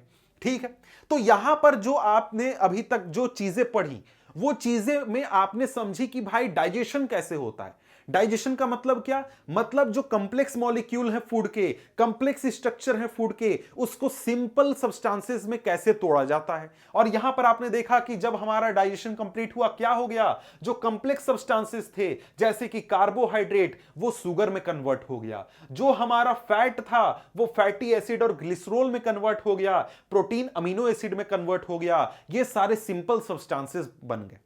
लेकिन ये अभी तक कहां हैं, ये अभी तक हमारे स्मॉल इंटेस्टाइन में पड़े हुए हैं, लेकिन इनको स्मॉल इंटेस्टाइन से निकाल करके जब हम शरीर के हर पार्ट में पहुंचाएंगे, हर सेल में पहुंचाएंगे, तब जाकर रियली में इसका कुछ यूज होगा, हमारा शरीर को एनर्जी मिलेगा, हमारे सेल जिंदा रहेंगे और हम इसका इस्तेमाल करने पाएंगे। तो यहां पर क्या है, अब हम पढ़ने वाले हैं प्रोसेस एब्जॉर्प्शन। एब्जॉर्प्शन प्रोसेस क्या है, मतलब कि भाई हमारे स्मॉल इंटेस्टाइन से इन न्यूट्रिएंट्स को लेकर हमारे ब्लड में पहुंचाने का जो प्रोसेस है ना, उसी को हम एब्जॉर्प्शन कहते हैं। कहता है कि the digested food can now pass into the blood vessels in the wall of the intestine, this process is called absorption. Absorption process क्या है कि स्मॉल इंटेस्टाइन से लेकर हमारे ब्लड में जो न्यूट्रिएंट्स उनको पहुंचाने का प्रोसेस हमारा हो गया एब्जॉर्प्शन। अब इस एब्जॉर्प्शन प्रोसेस को करने के लिए हमारे स्टमक में क्या होता है, सॉरी स्टमक बोल रहा हूं, स्मॉल इंटेस्टाइन में क्या होता है, इनर वॉल में बहुत ही आपको हजारों की संख्या में फिंगर लाइक स्ट्रक्चर होते हैं जिनको कि विली कहते हैं, और इनका सिंगुलर विलस होता है, मतलब एक होगा तो विलस और बहुत सारे होंगे तो विली होंगे। ठीक है, अब यहां पर आप सोचिए कि इनका रोल क्या है विली में, मतलब इंटेस्टाइन में इनका रोल क्या है। तो विली का मेन रोल है भाई एब्जॉर्प्शन में मदद करना। विली का फिंगर लाइक स्ट्रक्चर होता है, इससे हमें फायदा यह मिलता है कि जो स्मॉल इंटेस्टाइन है इसका सरफेस एरिया बढ़ जाता है। सरफेस एरिया बढ़ने का मतलब क्या, मतलब सोचिए अगर बारिश हो रही है, पानी गिर रही है, तो इतना छोटा सा अगर मैं बर्तन रखूं तो मैं कितना पानी जमा करने पाऊंगा, थोड़ा सा। लेकिन अगर इसका दुगना मैं बर्तन रखूं तो कितना, दुगना पानी में जमा करने पाऊंगा बारिश का पानी। क्यों भाई, सरफेस एरिया बढ़ गया। इसी प्रकार से जब यहां पर हमारे शरीर के स्मॉल इंटेस्टाइन में फूड का एब्जॉर्प्शन करना है तो छोटा कम इलाका होगा तो कम एब्जॉर्प्शन होगा, लेकिन ज्यादा सरफेस एरिया होगा ना तो एब्जॉर्प्शन ज्यादा होने पाएगा। क्लियर है? तो यहां पर अगर हम लोग देखें तो यहां पर विली क्या करता है, सरफेस एरिया इंक्रीज कर देता है एब्जॉर्प्शन के लिए, ताकि जो फूड डाइजेस्ट हुआ है, जो सिंपल मॉलिक्यूल हैं, उनको आसानी से एब्जॉर्ब किया जा सके। अब यहां पर जरा सा हम लोग विलस का स्ट्रक्चर देख लेते हैं, तब हमें चीजें अच्छी तरीके से समझ में आएंगी। तो यहां पर देखिए, यह है विली का स्ट्रक्चर, और यह कैसे हमारा एब्जॉर्प्शन करता है यह भी हमें समझना जरूरी है। तो यहां पर आप देख सकते हैं कि एक विलस है। विलस में क्या है, तो यहां पर ये आपको फिंगर लाइक स्ट्रक्चर है। इसके अंदर क्या होता है कि यहां पर ब्लड वेसल्स होते हैं। अब ये जो ब्लड वेसल है ना, ये आपके ब्लड स्ट्रीम से कनेक्टेड है। ब्लड वेसल का मतलब ही वही होता है भाई, ब्लड स्ट्रीम से कनेक्टेड है। तो यहां पर क्या होगा, ये स्मॉल इंटेस्टाइन में आया है, यहां पर आपको स्मॉल इंटेस्टाइन है, ये पूरा इलाका क्या है, स्मॉल इंटेस्टाइन है। यहां पर जब भी फूड, यहां पर फूड कंपोनेंट होंगे जो सिंपल कंपाउंड्स बन चुके हैं, वो यहां पर होंगे ना, तो इसके थ्रू पोरस इस यहां से ऐसे आ सकते हैं अंदर, और ये ब्लड स्ट्रीम में घुस जाएंगे और ब्लड स्ट्रीम के जरिए ब्लड में ये पहुंच जाएंगे। इस प्रकार से ये काम करता है। और यहां पर देखें तो यहां पर इस प्रकार से स्मॉल इंटेस्टाइन में हजारों की संख्या में आपको विलस पाए जाते हैं, विली पाए जाते हैं। ठीक है, तो यहां पर इनको अगर अच्छी तरीके से समझना है तो जरा सा मैं आपको क्या करता हूं, जीआईएफ दिखाता हूं। अब ये जो आप तस्वीर देख रहे हैं, इसमें ये पूरा स्मॉल इंटेस्टाइन है। इसमें आप देखने पा रहे हैं कि ये जो आपको चारों तरफ क्या है, ये आपको विली है, विलस है। समझ गए? और ये हर एक क्या कर रहे हैं, सरफेस एरिया बढ़ा रहे हैं, और यहां से एब्जॉर्प्शन हो रहा है किस चीज का, न्यूट्रिएंट्स का। ब्लड स्ट्रीम में ये जा रहे हैं यहां से। अब आगे मैं दूसरा तस्वीर दिखाऊं तो यहां पर चीजें आपको समझ में आ रही होंगी। ये विली है, विली का एक छोटा सा हिस्सा दिखाया जा रहा है। ये आपको क्या है, स्मॉल इंटेस्टाइन, स्मॉल इंटेस्टाइन है, और यहां पर ये विली है, ऐसे जाकर ऐसे ये पूरा इसका स्ट्रक्चर है। आधा हिस्सा दिखाया गया। यहां पर आपको न्यूट्रिएंट्स है, न्यूट्रिएंट्स, और यहां पर ये ब्लड कैपिलरी है, ब्लड यहां पर फ्लो कर रहा है। तो यहां पर क्या होता है कि यहां पर ये इस विली के जरिए आकर इस ब्लड स्ट्रीम में पहुंच जाते हैं, और यहां के ब्लड के साथ होकर ये शरीर में ब्लड के थ्रू शरीर के अलग अलग हिस्सों में पहुंच पाते हैं। ठीक है, इस प्रकार से ये विली विलस काम करता है, और इस प्रकार से यहां पर एब्जॉर्प्शन होता है हमारे बॉडी में। अब यहां पर अगर मैं आगे बढ़ूं तो आगे यहां पर अब हम लोग देखते हैं, क्या देखते हैं भाई, आगे देखते हैं क्या लिखा हुआ है। तो यहां पर कहता है कि each villus has a network of thin and small blood vessels close to its surface. हर एक विलस में स्मॉल ब्लड वेसल का नेटवर्क होता है उसके सरफेस के आसपास। जो चीज हमने देखा कि भाई ब्लड वेसल आए हैं, वहां पर हैं, और वो क्या करते हैं, एब्जॉर्प्शन करते हैं, न्यूट्रिएंट्स को लेते हैं। The surface of the villi absorbs the digested food materials. जो विली का सरफेस होता है वो फूड मटेरियल को डाइजेस्ट कर मतलब एब्जॉर्ब करता है, और उनको ब्लड स्ट्रीम में डालते जाता है, और ब्लड उसको लेकर आगे चला जाता है। ठीक है, the absorbed substances are transported via the blood vessels to different organs of the body where they are used to build complex substances such as the क्या है भाई, such as the proteins required by the body. This is called assimilation. यहां पर क्या हुआ, absorption process. समझ गए absorption का मतलब क्या हुआ, मतलब कि भैया हमारे स्मॉल इंटेस्टाइन से हमारे न्यूट्रिएंट्स को लेकर ब्लड स्ट्रीम में डालने का प्रोसेस क्या हो गया, एब्जॉर्प्शन हो गया। लेकिन ब्लड स्ट्रीम के जरिए हमारे इस न्यूट्रिएंट को शरीर के अलग अलग ऑर्गन तक पहुंचाया जाएगा, और वो सारे ऑर्गन क्या करेंगे, उस सिंपल सब्सटेंसेस का यूज करके कॉम्प्लेक्स प्रोटीन वगैरह बनाएंगे जो कि हमारे शरीर को रिक्वायर्ड है। जैसे मसल बनाएंगे, जैसे यहां पर ऑर्गन को मजबूत करेंगे, और भी चीजें करेंगे। तो ये जो प्रोसेस होता है ना, ये प्रोसेस कहलाता है एसिमिलेशन। यानी कि ब्लड स्ट्रीम से और डिफरेंट ऑर्गन तक पहुंचाना और उनका यूज करके प्रोटीन वगैरह बनाना, आपका क्या होगा, एसिमिलेशन होगा। और यहीं से न्यूट्रिएंट मतलब कि जो हमने एब्जॉर्प्शन किया, ब्लड स्ट्रीम में न्यूट्रिएंट पहुंचा, वही न्यूट्रिएंट सेल्स तक भी पहुंचता है, और सेल्स में क्या होता है, ग्लूकोज का इस्तेमाल होता है, और ग्लूकोज को तोड़कर वहां पर क्या किया जाता है, सेल्स में रेस्पिरेशन होता है। रेस्पिरेशन प्रोसेस होता है। और यहां पर क्या होता है, ग्लूकोज को ऑक्सीजन की मदद से तोड़ा जाता है, कार्बन डाइऑक्साइड बनता है, वाटर निकलता है और साथ में एनर्जी भी रिलीज होता है। और जो फूड यहां पर अनडाइजेस्टेड होता है, अनएब्जॉर्ब्ड होता है, वो आपका लार्ज इंटेस्टाइन में चला जाता है। मतलब ये सेल वाला हिस्सा अलग है और ये वाला लाइन अलग है।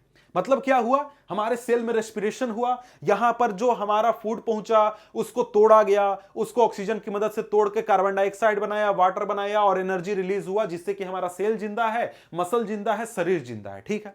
और यहां पर आगे ये लाइन क्या कहता है, ये कहता है कि भैया देखो, स्मॉल इंटेस्टाइन में जो खाना बच गया, जो कि काम का नहीं है, जिसमें से अब एनर्जी नहीं निकाला जा सकता है, कचरा है जो, उसको भेज दिया जाता है कहां पर, लार्ज इंटेस्टाइन में, लार्ज इंटेस्टाइन में।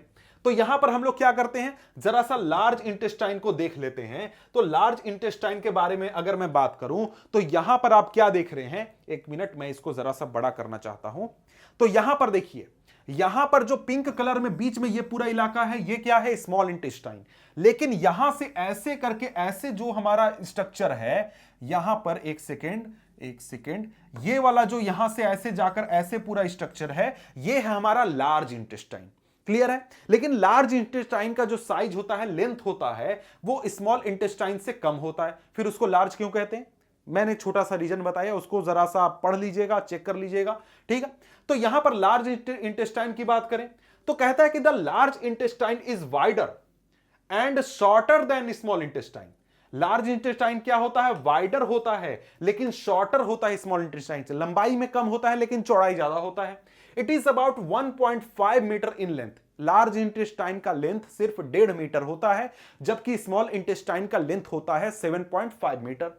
Its function is to absorb water and some salts from the undigested food material। तो भाई आपसे क्वेश्चन पूछे कि लार्ज इंटेस्टाइन का क्या यूज है, क्या फंक्शन है, तो लार्ज इंटेस्टाइन का फंक्शन है कि जो फूड मटेरियल हमने, जो वेस्ट फूड मटेरियल हमने स्मॉल इंटेस्टाइन से लार्ज इंटेस्टाइन में भेजा, उसमें से जो भी हमारा रिक्वायर्ड चीजें हैं, जैसे कि उसमें हमारा वाटर, बहुत ज्यादा वाटर गया है तो वाटर को एब्जॉर्ब करना, इसके अलावा जो हमारा कुछ सॉल्ट वगैरह है जो कि शरीर को चाहिए, उसको वापस से एब्जॉर्ब करके शरीर में ले लेना, ये काम है हमारे लार्ज इंटेस्टाइन का। The remaining waste passes into rectum and remains there as semi solid faeces. जो इसके बाद चीजें बच जाती हैं जो कि बिल्कुल काम की नहीं है, शरीर ने बोला कि भैया इनसे छुटकारा दिलाओ हमको, कोई काम का नहीं है, तो उसको क्या कर दिया जाएगा, रेक्टम में पहुंचा दिया जाएगा और वहां पर स्टोर होकर ये रहेगा। और उसके बाद शरीर से इसको समय समय पर एज अ वेस्ट मटेरियल निकाल दिया जाता है और ये प्रोसेस हमारा कहलाता है इजेशन। क्या कहलाता है, इजेशन कहलाता है। अब यहां पर जरा सा तस्वीर देखिए, यहां पर आपका क्या है, ये है रेक्टम, यानी ये पूरा लार्ज इंटेस्टाइन है और यहां पर आप देख सकते हैं ये वाला हिस्सा है आपका रेक्टम, जहां पर आपका वेस्ट मटेरियल स्टोर होता है। और उसके बाद समय समय पर जब भी आपको फील हो, जब भी लगे कि भाई मुझे वेस्ट मटेरियल रिमूव करने की जरूरत है, उस समय आप जाते हैं और क्या करते हैं, एनएस के थ्रू अपना वेस्ट मटेरियल को रिमूव कर देते हैं, हटा देते हैं। ठीक है। अब इसके बाद हम लोग क्या करने वाले हैं, टॉपिक नंबर 2.3 पढ़ने वाले हैं। भैया मतलब क्या है, मतलब है कि हम लोग का जो ह्यूमन डाइजेस्टिव सिस्टम है ना, वो पूरी तरीके से हमने पढ़ लिया है, पूरी तरीके से समझ लिया है। अब यहां पर टॉपिक नंबर क्या है, 2.3, मतलब क्या, डाइजेशन इन ग्रास ईटिंग एनिमल्स। मतलब वैसे जानवर जो कि घास खाते हैं, वैसे जानवर जो कि ग्रास को कंज्यूम करते हैं, उनके शरीर में डाइजेशन कैसे होता है, यह चीज हम पढ़ने वाले हैं। क्योंकि अगर आप एक प्रकार से देखें तो ज्यादातर जो मैमल्स होते हैं, यानी जो जानवर होते हैं, जानवर मतलब कि भाई जो मैमल्स कैटेगरी, मैमल्स क्या होते हैं आगे की क्लासेस में आपको पता चलेगा। तो हमारे जैसे जो जानवर होते हैं, जैसे कुत्ता है, बिल्ली है, शेर है, गाय वगैरह है, उनमें ज्यादातर चीजें सेम होती हैं, लेकिन कुछ कुछ चीजें अंतर होती हैं। तो यहां पर एक प्रकार से आपको ग्रास ईटिंग एनिमल्स के बारे में इसलिए पढ़ाया जा रहा है क्योंकि उनमें कुछ ऐसा होता है जो कि और जानवरों में नहीं होता है। क्या होता है भाई, तो देखते हैं। यहां पर कहता है कि have you observed cows, buffaloes and other grass eating animals chewing continuously even when they are not eating. क्या आपने कभी गाय को, भैंस को, बैल को देखा है कि वो कभी भी बैठा हुआ रहेगा, हमेशा इस प्रकार से चबाते रहता है? वो बैठा हुआ है, खाना नहीं खा रहा है, लेकिन हमेशा वो मुंह से क्या करेगा, चबाते रहेगा। अब यहां पर देखें तो ये जो चीज है ना, ये आपको ग्रास ईटिंग एनिमल्स में होती है। क्यों होती है भाई, वो हमेशा क्यों चबाते रहते हैं? उसका कारण ये है कि ये जानवर जब भोजन इनको मिलता है तो ये क्या करते हैं ना कि भोजन को तुरंत से खा के और सीधे अंदर, शरीर के अंदर स्टोर कर लेते हैं। और वहां पर क्या करते हैं, यहां पर वो जो स्टोरेज का पार्ट है, शरीर का पार्ट जहां पर ये इस फूड को स्टोर करते हैं, इसको र्यूमेन कहते हैं। जैसे अगर मैं यहां पर आपको तस्वीर दिखाऊं, ओ सॉरी, यहां पर तस्वीर है, यहां पर मैं आपको तस्वीर दिखाऊं तो यहां पर तस्वीर देखिए, यह है काऊ। अब इस काऊ ने क्या किया, इसको भोजन मिला, कहीं पर खूब घास मिला, तो यह क्या करेगा, तुरंत से सारा घास को ले लेगा अंदर, जल्दी डालो जल्दी डालो जल्दी डालो, अंदर डालेगा। और यहां पर इसके शरीर में एक सैक लाइक स्ट्रक्चर होता है जो कि स्टमक का पार्ट होता है, स्टमक का हिस्सा होता है, और यहां पर इस फूड को स्टोर कर लेगा। और इस पार्ट को क्या कहते हैं, र्यूमेन कहते हैं। क्या कहते हैं, र्यूमेन, RUMEN, र्यूमेन कहते हैं। ठीक है, र्यूमेन में इसको स्टोर कर लेगा। और इसके बाद अगर हम लोग देखें तो यहां पर, और यहां पर जो फूड है, here the food gets partially digested and is called cud. तो जो ये जानवर है, ये अपना जो फूड यहां पर डालता है, इस र्यूमेन में पहुंचाता है। र्यूमेन में ये फूड जो है पार्शियली डाइजेस्ट होता है, पूरी तरीके से डाइजेस्ट नहीं होता है। और इस फूड को जो कि पार्शियली डाइजेस्टेड हो गया, इसको हम क्या कहते हैं, CUD, कड कहते हैं। क्या कहते हैं, कड कहते हैं। ठीक है, but later the curd returns to the mouth in small lumps and the animal chews it. This process is called rumination and these animals are called ruminants. अब यहां पर क्या होगा, यहां पर ये जो फूड पार्शियली डाइजेस्ट हुआ है र्यूमेन में, इसको ये जानवर फिर से मुंह में लाएगा, फिर से मुंह में लाएगा और उसको क्या करेगा, चबाएगा, अच्छे से चबाएगा, और पूरी तरीके से उसको चबा करके फिर वापस कहां भेजेगा, स्टमक में पहुंचाएगा। तो वो जो चबाने का प्रोसेस होता है ना, उसको हम क्या कहते हैं, कडिंग कहते हैं। ठीक है, और यहां पर ये जो प्रोसेस होता है चीव का, इसको रूमिनेशन भी कहते हैं। और जो एनिमल ऐसे प्रकार के डाइजेशन को करते हैं, इनको हम रूमिनेंट्स कहते हैं। अब यहां पर बात है कि जो ग्रास है, ग्रास, घास, घास का डाइजेशन कुछ स्पेशल है। स्पेशल क्यों है भाई, क्योंकि जो घास होता है इसमें सेलुलोज पाया जाता है, और ये एक ऐसा प्रकार है कार्बोहाइड्रेट का जिसको कि हम डाइजेस्ट नहीं कर सकते हैं, ह्यूमंस डाइजेस्ट नहीं कर सकते हैं। इसको डाइजेस्ट करने के लिए ये जो रूमिनेंट्स हैं, इनके शरीर में स्ट्रक्चर स्पेशल होता है, पूरा वर्किंग इनका अलग होता है, इसलिए ये लोग इन घासों को खा सकते हैं, डाइजेस्ट कर सकते हैं। आपने कभी नहीं देखा होगा कि आपके आसपास का कोई आदमी घास खा रहा है, क्यों, क्योंकि घास हम लोग नहीं डाइजेस्ट कर सकते हैं। क्लियर है?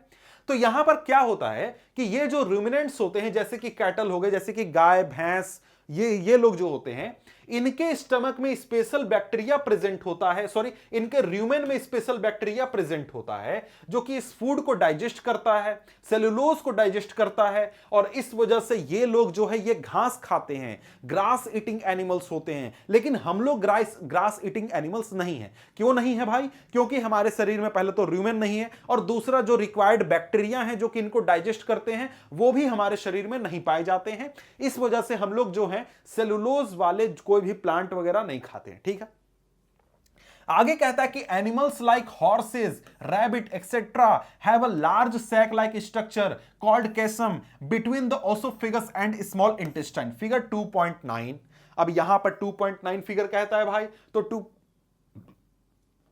यही फिगर की बात कर रहा है। इसमें आपको हॉर्सेस वगैरह की भी बात की जा रही है कि इसी प्रकार के जानवर, आपके हॉर्स भी इसी कैटेगरी में आ जाते हैं। ठीक है, small intestine, the cellulose of the food is digested here by the action of certain bacteria which are not present in human.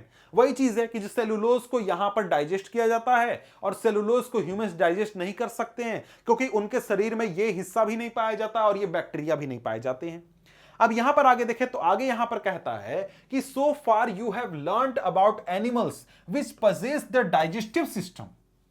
अभी तक आपने ऐसे एनिमल्स के बारे में पढ़ाई की जिनके शरीर में डाइजेस्टिव सिस्टम होता है, उनके बारे में आप समझ चुके हैं कि डाइजेस्टिव सिस्टम में कैसे फूड का डाइजेशन होता है। But there are many small organism which do not have a mouth and a digestive system.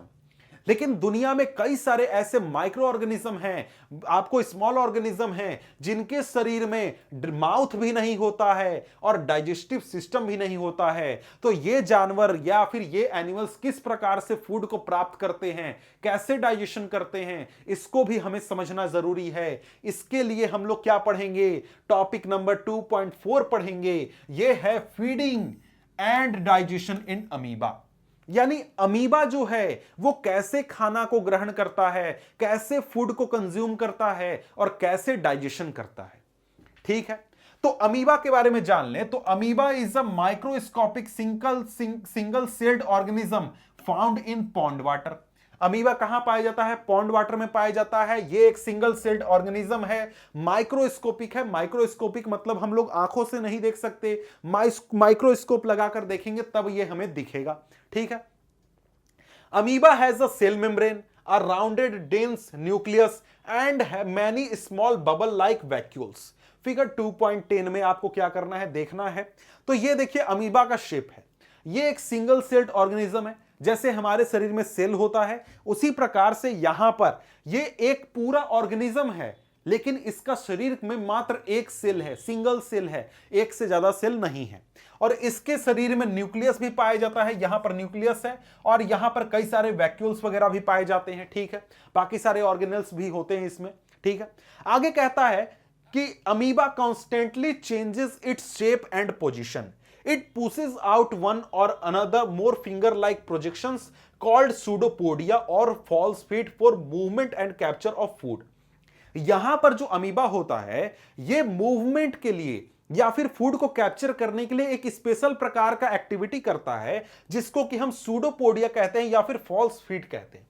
जैसे हम लोग आगे बढ़ने के लिए कदम बढ़ाते हैं ना, यहां पर अमीबा आगे बढ़ने के लिए अपने शरीर का एक हिस्सा आगे बढ़ाता है और वो फीट जैसे काम करता है उसका, इसीलिए इसको हम लोग फॉल्स फीट कहते हैं या फिर सूडोपोडिया कहते हैं। यानी कि ये रियलिटी में फीट तो है नहीं, लेकिन ये इसको आगे बढ़ा रहा है। जैसे कि यहां पर अमीबा है तो ये वाला हिस्सा आगे बढ़ेगा, फिर ये वाला बढ़ेगा, फिर ये वाला बढ़ेगा। तो इस प्रकार से ये आगे मूव करेगा या फिर फूड को कैप्चर भी करेगा। तो यहां पर मैं क्या करता हूं, आपको एक अमीबा का तस्वीर दिखाता हूं, तब आप इस चीज को अच्छी तरीके से समझने पाएंगे। जैसे ये देखिए अमीबा है, अमीबा, ये रियल अमीबा का माइक्रोस्कोपिक तस्वीर है, जिसमें देख सकते हैं कि अमीबा किस तरीके से फैला हुआ है। तो ये एक हिस्सा इसका यहां आगे है, एक हिस्सा यहां है, एक हिस्सा यहां है। और यहां पर जब इसको फूड कैप्चर करना होगा तब ये क्या करेगा, अपना, जैसे मान लीजिए कि जैसे इसको फूड यहां पर है, ये यहां पर फूड है, तो इस हिस्से को आगे बढ़ाया, इस हिस्से को आगे बढ़ाया और यहां से इसको पूरी तरीके से क्लोज कर दिया, तो फूड इसके शरीर के अंदर आ गया।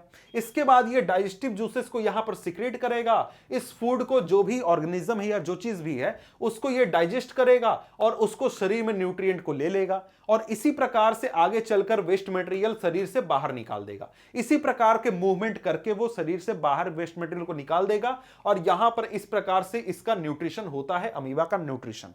तो इसके बाद यहां पर आपको अगर मैं दिखाऊं तो यहां पर एक सेकेंड, तो ये देखिए, ये तस्वीर है, रियल तस्वीर। ये अमीबा रियली में मूव कर रहा है, मूव करते हुए आपको दिख रहा होगा। यहां पर अगर आप देखें तो अमीबा ऐसे की ओर आगे बढ़ रहा है, यहां से आगे बढ़ा, यहां पर देखिए, यहां पर फूड है, यहां से आगे बढ़ा, यहां से आगे बढ़ा, ये दोनों ज्वाइंट हो गए, फूड इसके शरीर के अंदर आ गया। और इसी प्रकार से जब इसको ये वेस्ट मटेरियल बाहर निकालना होगा शरीर के, तो यहां पर फूड है, ये हिस्सा वापस चला जाएगा। मतलब ऐसा नहीं है कि ऐसे आया और ऐसे वापस जाएगा, वो ऐसे आएगा, आगे जाएगा, ये डाइजेस्ट होते होते यहां से बाहर निकलेगा। ठीक है, तो यहां पर ऐसे आएगा और यहां से इसको पीछे हटा देगा और यहां से वैक्यूल के थ्रू ये बाहर निकल जाएगा। इस प्रकार से क्या होता है, अमीबा में डाइजेशन होता है। क्लियर है? तो यहां पर अगर हम लोग आगे बढ़ें तो आगे यहां पर क्या कहता है, आगे क्या बचा हुआ है, कहता है कि amoeba feeds on some microscopic organism. यानी कि अमीबा क्या खाता है भाई, माइक्रोस्कोपिक ऑर्गेनिज्म है तो वो माइक्रोस्कोपिक ऑर्गेनिज्म भी खाता है। When it senses food it pushes out pseudopodia around the food particle and engulfs it. The food become trapped in a food vacuole. Food vacuole में फूड ट्रैप हो जाता है। जैसे मैंने अभी तुरंत आपको ये वीडियो दिखाया, इसमें यहां पर क्या है, फूड है। फूड उसने देखा, अमीबा ने फूड देखा, दोनों तरफ से अपने सूडोपोडिया को आगे बढ़ाया और फूड को ट्रैप कर लिया अंदर। अंदर ट्रैप करके वो क्या करेगा, डाइजेस्टिव जूसेस वो सिक्रीट करेगा। Digestive juices are secreted in the food vacuole, they act on the food and break it down into simpler substances, gradually the digested food is absorbed. जब फूड डाइजेस्ट हो जाता है तो उसको absorb कर लेता है। The absorbed substances are used for growth, maintenance and multiplication. जिस काम के लिए हम लोग यूज करते हैं उस काम के लिए अमीबा भी यूज करता है, nutrition. The undigested residue of the food is expelled out by the vacuole. जिस प्रकार से फूड को अंदर लिया था उसी प्रकार से वैक्यूल की मदद से अनडाइजेस्टेड वेस्ट मटेरियल को बाहर निकाल दिया जाता है। The basic process of digestion of food and release of energy is the same in all animals. जो बेसिक तरीका है डाइजेशन का और उससे एनर्जी प्राप्त करने का तरीका है वो सभी एनिमल्स में सेम है। In a later chapter you will learn about the transport of food and food absorbed by the intestine to various parts of the body. आगे के चैप्टर में आप पढ़िएगा कि किस प्रकार से जो फूड एब्जॉर्ब हुआ वो शरीर के अलग अलग हिस्से तक कैसे पहुंचता है, ये आपको आगे पढ़ना है। तो इंपॉर्टेंट कीवर्ड्स दिए गए हैं, इन सभी के बारे में हम लोग जो है एक प्रकार से पढ़ चुके हैं। आपको मैंने साथ साथ बता भी दिया क्या इंपॉर्टेंट है क्या नहीं है, और यहां पर हमारा ये चैप्टर समाप्त होता है। तो मिलते हैं हम आपसे अगले वीडियो में। अगले वीडियो क्या, इसी चैप्टर का जो डिजिटल वर्जन है, नोट्स वाला वर्जन है, वो भी देख लीजिएगा। वो सभी चैप्टर्स के अवेलेबल हैं, तो आप देख सकते हैं। मिलते हैं आपसे अगले वीडियो में, तब तक के लिए गुड बाय।